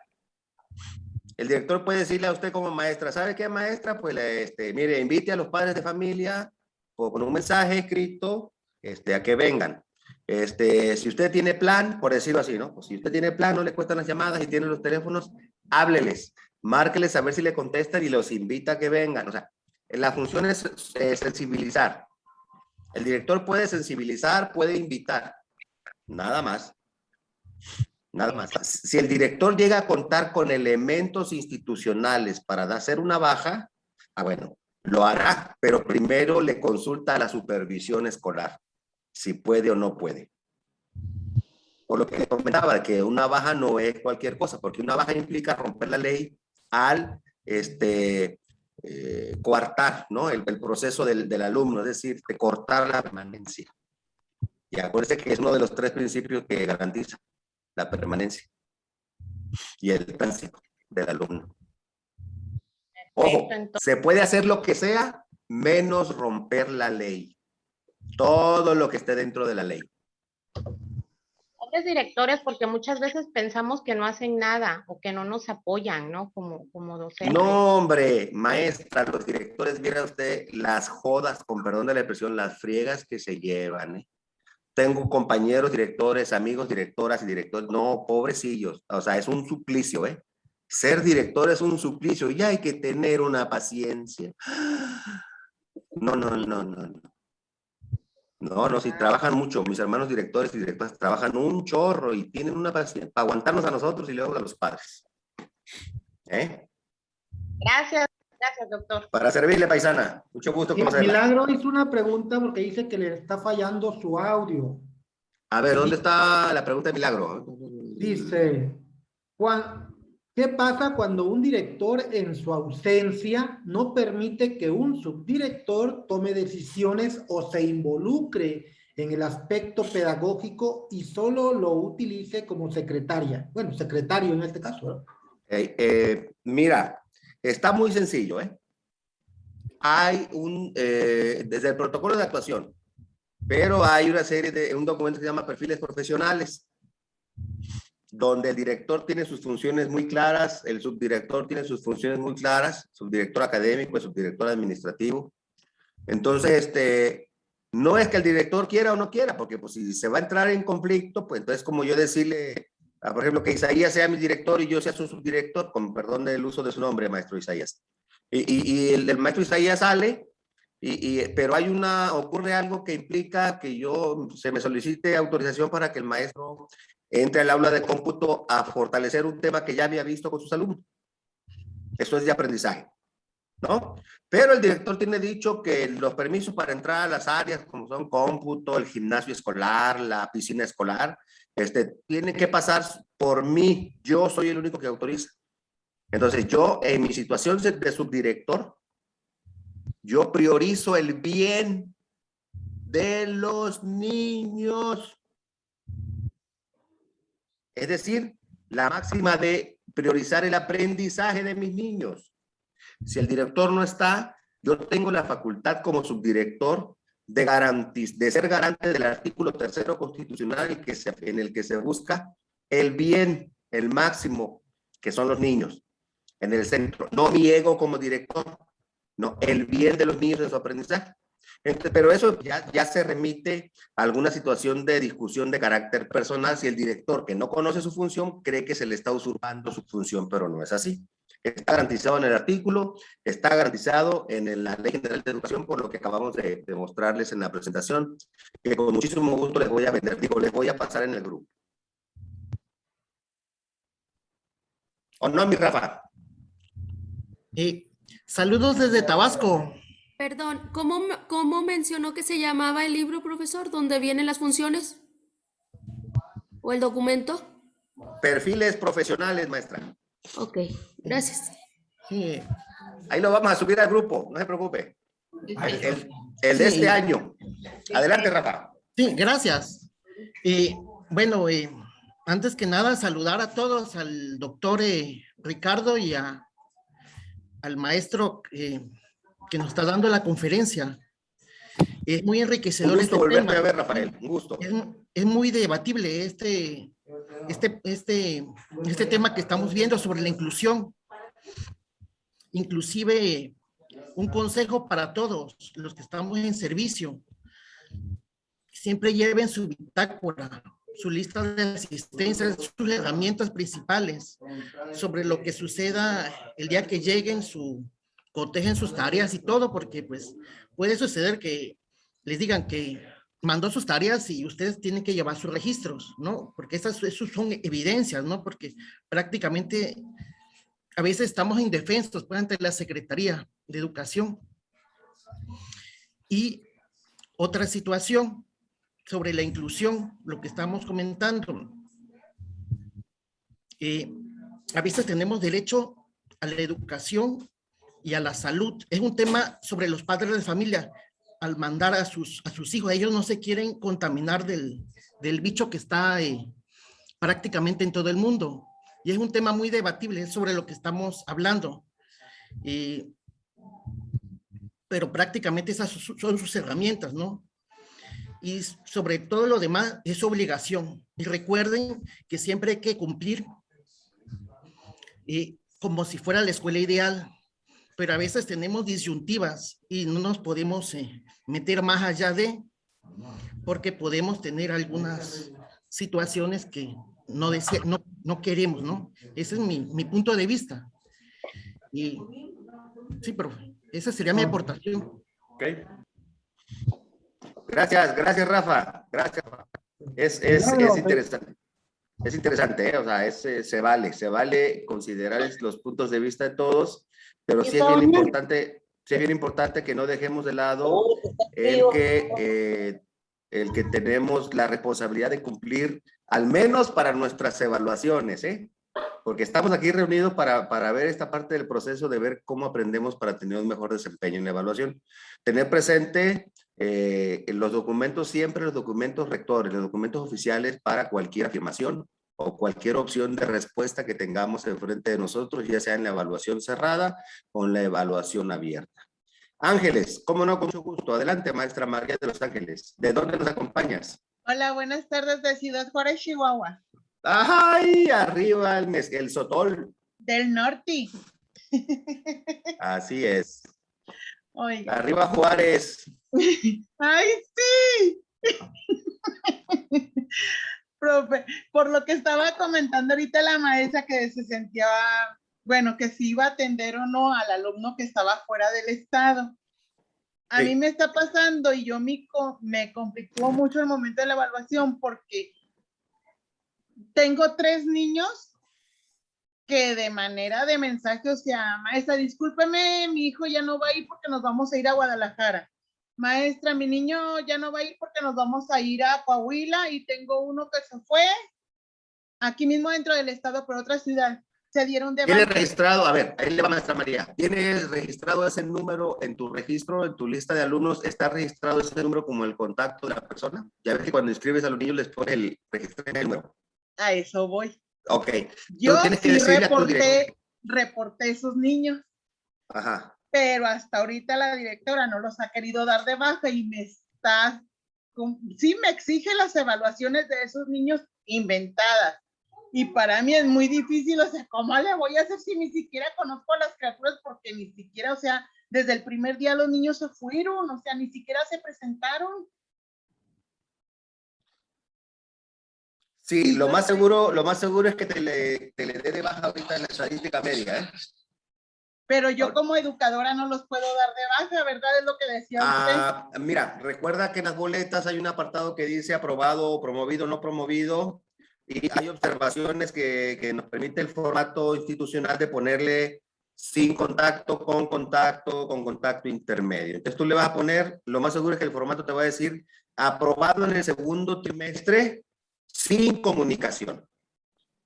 Bueno, ese formato aquí se usa en Durango. Me parece que es un formato nacional, porque se manejaba aquí un programa para registro de evaluaciones, pero el responsable desafortunadamente falleció y nadie en todo el estado de Durango sabe cómo operar ese programa. Nadie aprendió en todos esos años, nunca nadie aprendió a operar el programa. Entonces se está haciendo con otra plataforma, en donde uno sube las evaluaciones. No sé cómo se hace en Chihuahua, María de los Ángeles. Pero sí, tú tienes que poner observaciones. Si no te lo permite y la boleta se imprime, o si el apartado de observaciones te lo permite, tú ponle que fue aprobado porque así lo expone la ley, pero no existe comunicación. Tú ya le presentaste a tu director las evidencias, pero tú no puedes dar de baja. Esa no es facultad de un maestro frente a grupo. Esa solo es facultad del director. Okay. Entonces, conflictúes. Si te pide que las inventes, a pesar de que tú ya le entregaste por escrito esa información, pues tú haz lo que te está indicando el director o la directora. Ponle el mínimo. Se pone el mínimo aprobatorio. Si tu plataforma te permite poner por escrito que no se comunicó, pues así le pones. Nunca se comunicó. Sin comunicación. ¿Vale? Pero sí, no te conflictúes. No te conflictúes, porque podrás contra el marido, pero contra el sistema no puedes. Ok. Ándale pues, maestra. Espero haberle ayudado. ¿Algún otro planteamiento a ustedes? Gracias. ¿Algún otro planteamiento? ¿Alguna pregunta? ¿Duda? Doctor, yo quisiera intervenir en eso que acaba de comentar, precisamente. Aquí, bueno, lo que yo me estuve capacitando es que el alumno puede ser promovido, pero no acredita, ¿cierto? Así es correcto. Se promueve el siguiente año, pero no acredita, y luego se le hace un examen especial que el docente a cargo debe de hacer, especialmente considerando las características de ese niño, bueno, yo en caso de primaria, para que se valore y se le ponga una calificación, porque pues sí promovió, pero no acreditó. Exactamente así se hizo en el estado de Durango al inicio del ciclo escolar. Se promovió al alumno, pero no se acreditó, y empezando el ciclo se les hizo un examen diagnóstico para determinar la situación de aprendizaje o de aprovechamiento del alumno que había sido promovido de primero a segundo de primaria o así sucesivamente de segundo a tercero o de tercero de preescolar a primero de primaria, pero que no acreditó sus conocimientos, y que el examen en el regreso a lo presencial, los meses o semanas que duró, fue precisamente para establecer ese diagnóstico sobre el nivel de promoción, de acreditación que podía tener ese niño. Así es. Sí, aquí la situación es que yo soy de preescolar, o sea, pues ni modo. No, amiguita, acuérdese que dice el acuerdo de certificación y acreditación, incluso hasta antes de la pandemia todavía, ya establecía que en preescolar, ni primero ni segundo de primaria, nadie puede reprobar. Entonces, si la ley lo dice, ya no se meta en broncas, reina. Lo dice la ley. Así la señora te pasé el niño por enfrente de la escuela y no lo meta. Usted está obligada por la ley. Y este proceso y esta charla y mi dañote de esta última hora y media ha sido para que entendamos que nuestras preguntas en los exámenes abierto y cerrado que vamos a vivir deben ser contestadas en términos de que la autoridad identifique que tú conoces la ley. Para todos, no solo para María de los Ángeles, para todos. No, y es que en verdad una cosa es la teoría y otra cosa es la realidad que vivimos. Así es, la teoría es el examen, maestra. Así es. Las evaluaciones, esa es la teoría. Nosotros estamos aquí así es. para obtener una promoción, para eso estamos. Para eso están invirtiendo en esto. Para obtener oportunidad de garantizar lo más posible la promoción. Mi obligación es responderles en términos que garanticen que lo que se les dice va de la mano con lo que les va a pedir el proceso de evaluación para la promoción. Así es. Podemos realizar una charla donde socialicemos nuestras molestias, nuestros desacuerdos y debatamos sobre si esto es bueno o no. Pero lo que dice la ley es una cosa y no le puedo decir nada contrario. Así es. Si no estaría mintiendo y ya no me va a contratar el profe después. No, y esta situación nos hace ver la realidad que vivimos en diferentes estados. O sea, no estamos desfasados, o sea, es lo mismo prácticamente. Así es, Elizabeth. Así es. Bueno, no sé si tienes algún otro planteamiento, Sheila, o se te queda mano arriba como en el juego de fútbol. No, sí, el planteamiento es, tengo un alumno al que se tomó en consenso la decisión de reprobar el primer trimestre, el primer bloque, porque igual se hizo todo por parte de la escuela, ¿verdad? Desde llamadas, disposición para atenderlo de manera individual en la escuela. Hay evidencia de todo eso, vamos. Hay evidencia de todo eso. Ajá, sí. Ajá. Entonces, se queda reprobado con autorización de dirección también. El director habla con la madre de familia, la citamos, va, informa que ya va otra vez a aplicarse. Sin embargo, volvemos a lo mismo, ausencia total en todo, no me contesta llamadas, no contesta... ¿Qué grado es, maestra Sheila? Mensajes, quinto. ¿Qué grado es? Ahí sí habría posibilidades de reprobar al alumno con evidencias, pero no pueden darlo de baja. Entonces, abro un expediente pues con todas esas incidencias, ¿verdad? Con todos los mensajes, con todas las invitaciones, fotos de las llamadas, de las fechas de tus llamadas. No borres mensajes, no borres fechas de las llamadas, no borres nada. Evidencia de que le estuviste insistiendo, mandándole las tareas, preguntándole por el alumno, todo, porque autoridad cuando tú vayas a jurídico, porque estos casos casi siempre llegan hasta jurídico, lo primero que te van a pedir es evidencia, y como es tu obligación conocer el contexto del alumno, yo te preguntaría, ¿estás absoluta? Bueno, no me contestes, pero ¿se tiene absoluta certeza de que el alumno y la mamá no quieren? ¿De que el alumno y la mamá son absolutamente omisos? Si se tiene la certeza, ¿qué pruebas se tienen de eso? ¿Qué evidencia se tiene para comprobar esa percepción de la absoluta omisión o desinterés de la madre de familia o de irresponsabilidad de la familia? Porque si no se tiene la absoluta certeza ni se tienen evidencia, lo único que van a hacer es que te vas a poner en evidencia tú y tu director. Y seguramente recibirán una nota de sus expedientes. Se lo digo en términos de lo que va a suceder si no se tienen elementos. Porque ese es el proceder del jurídico. El primero que los va a atorar va a ser la supervisión. No van a llegar a tan lejos, ¿verdad? El primero que los va a atorar va a ser supervisión. Pero eso es lo que sucede. Así es como se hace la conducción del asunto.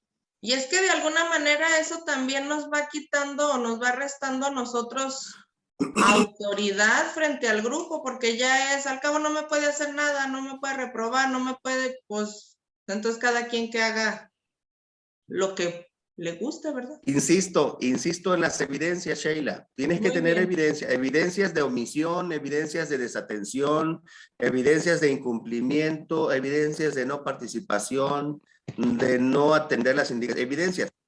Primero y segundo, aunque nos duela, pasan porque pasan, y preescolar. Pero de tercero en adelante ya son sujetos de reprobación los alumnos. Cuando hay evidencias documentadas con un seguimiento cronológico de las mismas. Muy bien. Si no está así, ni te metas en problemas. Ok, ¿alguna otra duda? Gracias. Profe, una aportación ya estamos cerrando, ¿eh? Una aportación al respecto de la pregunta de Sheila. En mi caso, sí se tiene un seguimiento, el programa, el mismo sistema, da ese seguimiento.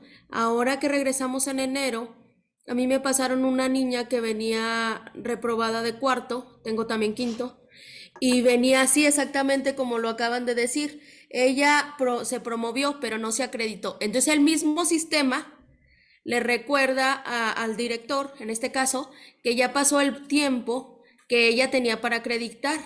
Se tiene que hacer el examen y la niña lo pasa y me la pasan en automático a mí a quinto. O sea, sí se da un seguimiento por parte del programa y por parte del sistema a esos niños. Conmigo pasó y se los comparto para que vean que sí sucede y que sí se está al pendiente de esos casos de los niños que se promovieron pero no acreditaron. Entonces ahorita es el tiempo, ahorita en enero es el tiempo en el que se va a hacer se puede decir ese reajuste y los niños que acrediten se van a promover automáticamente. El mismo programa te lo pide. El mismo sistema de calificaciones. Mónica. Excelente, maestra Mónica. Excelente aportación. Gracias. Gracias. Bueno, si no hay alguna otra pregunta, aportación, reclamo, mentada o cosas de esas, yo le agradezco mucho a todos ustedes su permanencia, su asistencia y permanencia. Maestro. Como dice la ley, que tuvimos garantizada durante todas estas casi 2 horas de sesión. Al doctor Ricardo le agradezco enormemente su invitación. Bueno, Isaías, tienes una aportación más. Contigo cerramos, maestro Isaías. Solo tengo una duda, maestro, doctor. Perdón. Adelante, maestro. Esta semana, este fin de semana, ya el día miércoles, se presentó una madre de familia que viene de otro estado.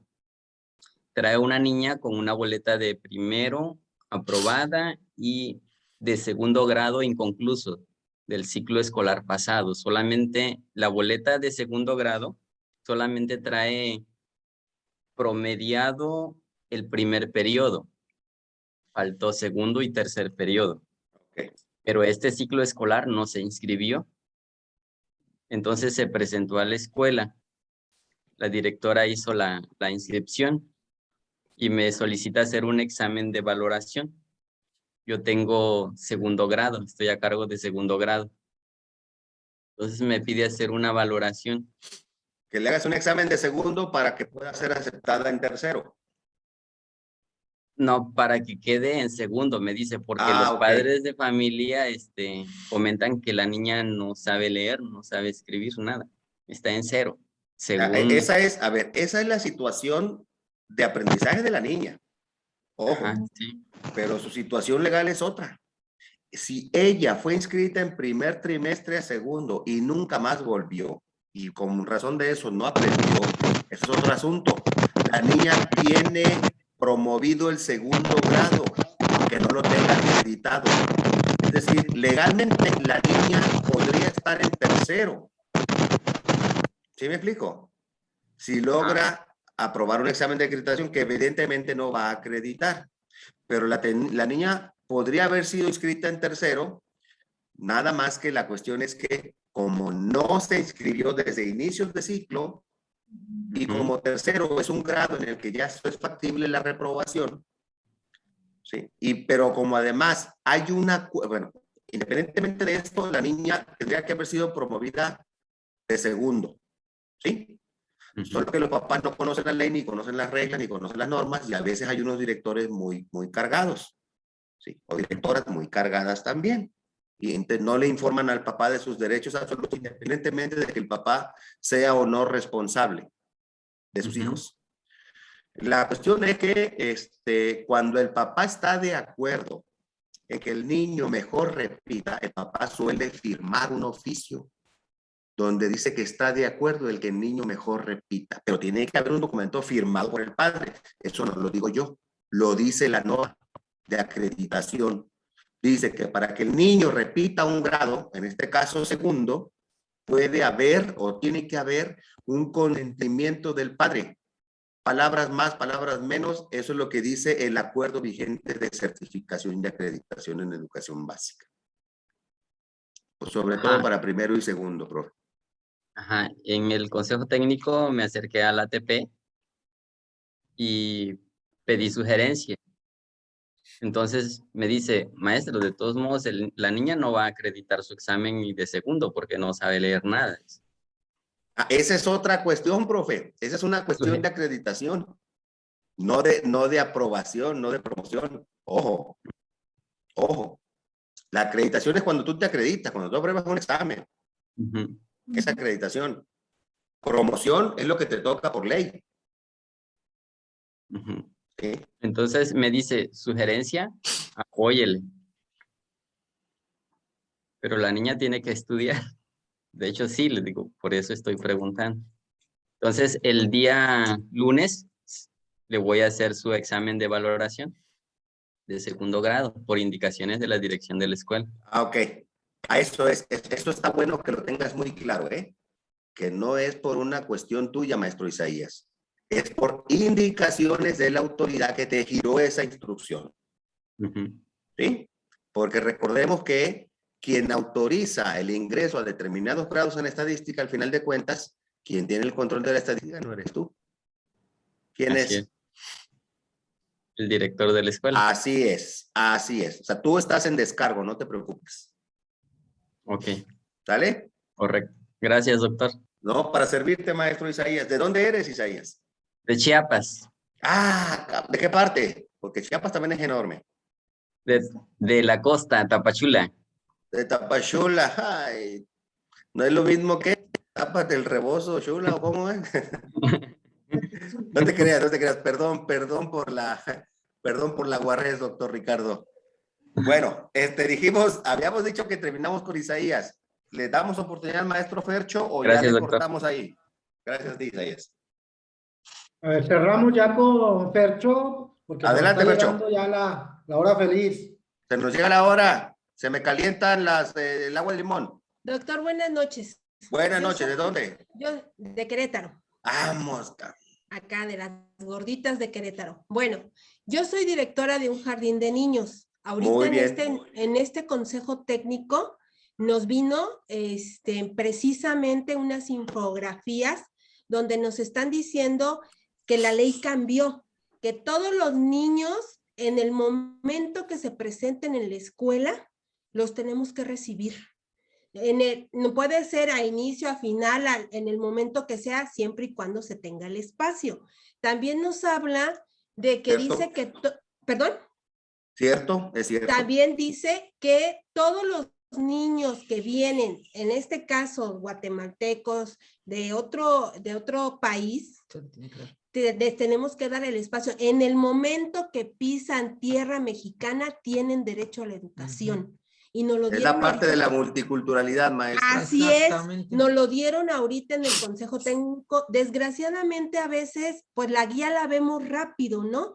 pero si la empiezas a ver desmenuzadamente, ahí te está dando los derechos y las obligaciones. Y era lo que yo les decía en mi consejo técnico. O sea, a veces piensan que nosotros, como les digo, la que queda como mal es la directora, porque yo te digo, te van estos niños y tú me dices, ay, qué mala onda. O si estamos a medio ciclo, digo, las que quedamos mal somos los directores, pero debemos de conocer nuestros derechos y nuestras obligaciones. Insisto en el comentario, maestra. Sí, aquí en Querétaro tenemos un sistema, se llama SILSEC. Los padres inscriben desde inicio de ciclo.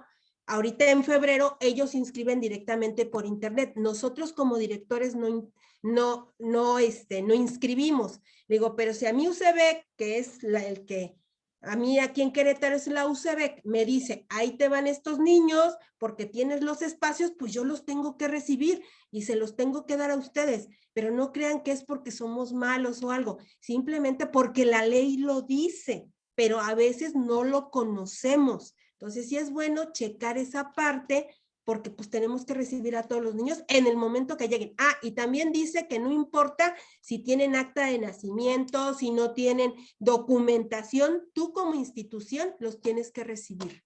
Y ya yo como directora me pongo de acuerdo con UCEBEC cómo los qué van a requerir para poderlos ya, en este caso, emitir su documento, ¿no? Pero no les puedo negar el acceso. Recuerda que tienen derecho. Así es. Tienen derecho y es obligación. Es decir, el Estado mexicano garantiza el derecho. Así es. Eso es lo primero. Cualquier acción contra el derecho es ilegal. Así es. Miren, yo quisiera cerrar con esto, maestro Ricardo. Gracias. 30 segundos, 15. Desde hace aproximadamente 10 años, 9, cuando empezaron los procesos de evaluación, se le dijo a los profes, empiecen a leer, empiecen a preocuparse, empiecen a prepararse. Se acabaron los tiempos del proteccionismo, del paternalismo sindical y del paternalismo oficial. El maestro tiene que ser profesional y leer y conocer sus funciones y atribuciones. Nosotros agradecemos que confíen en nosotros para acompañarles en esto, porque sabemos que hay su inversión de tiempo y su inversión económica para tener estos procesos, recibir esta retroalimentación, este feedback en sus dudas, en sus inquietudes y recibir esta información y a lo mejor algo de asesoría a la par. Pero definitivamente, como yo se lo he dicho al doctor Ricardo, no hay magia, hay que leer. Y si hay dudas las pueden ventilar en los grupos que están autorizados o en el grupo que está autorizado, garantizado ahí por el doctor Ricardo. ¿Vale? Ha sido un placer para mí y una vez más, Ricardo, te agradezco tu invitación. Usted lo sabe. Mañana por mi café, ya nomás regresando de la laguna, hermano, yo paso ahí por mi café. Muchísimas gracias a todos. Les deseo un excelente fin de semana, un excelente sábado. Vámonos a ver el fútbol americano. Así que, gracias, espero haberles sido de utilidad, espero haberles hecho más o menos ameno estas 2 horas de mareado discurso. Y pues bueno, gracias por confiar en el Instituto Intercultural, en el Centro Intercultural, para este proceso de capacitación. Muchas gracias, doctor Ricardo, director general, muy amable. Gracias a todas, muchas gracias a todos ustedes por haber acompañados en esta sesión que teníamos ya programada para ustedes en el tema de inclusión y equidad. Ya logramos ver esta disyuntiva y desde otra perspectiva empezar ya a empaparnos de toda esta información. Por nuestra parte, pues les agradecemos muchísimo su permanencia y el tiempo que destinaron a fortalecer esas competencias, y yo sé que todo esto va a ser en beneficio de lograr los primeros lugares en los resultados, ya sea de admisión, de promoción u horas adicionales, dependiendo de a lo que vayan ustedes. Por nuestra parte, no nos queda más que agradecer y decirles que pasen una muy bonita noche, disfrútenlo, cuídense y nos vemos el martes con las siguientes actividades.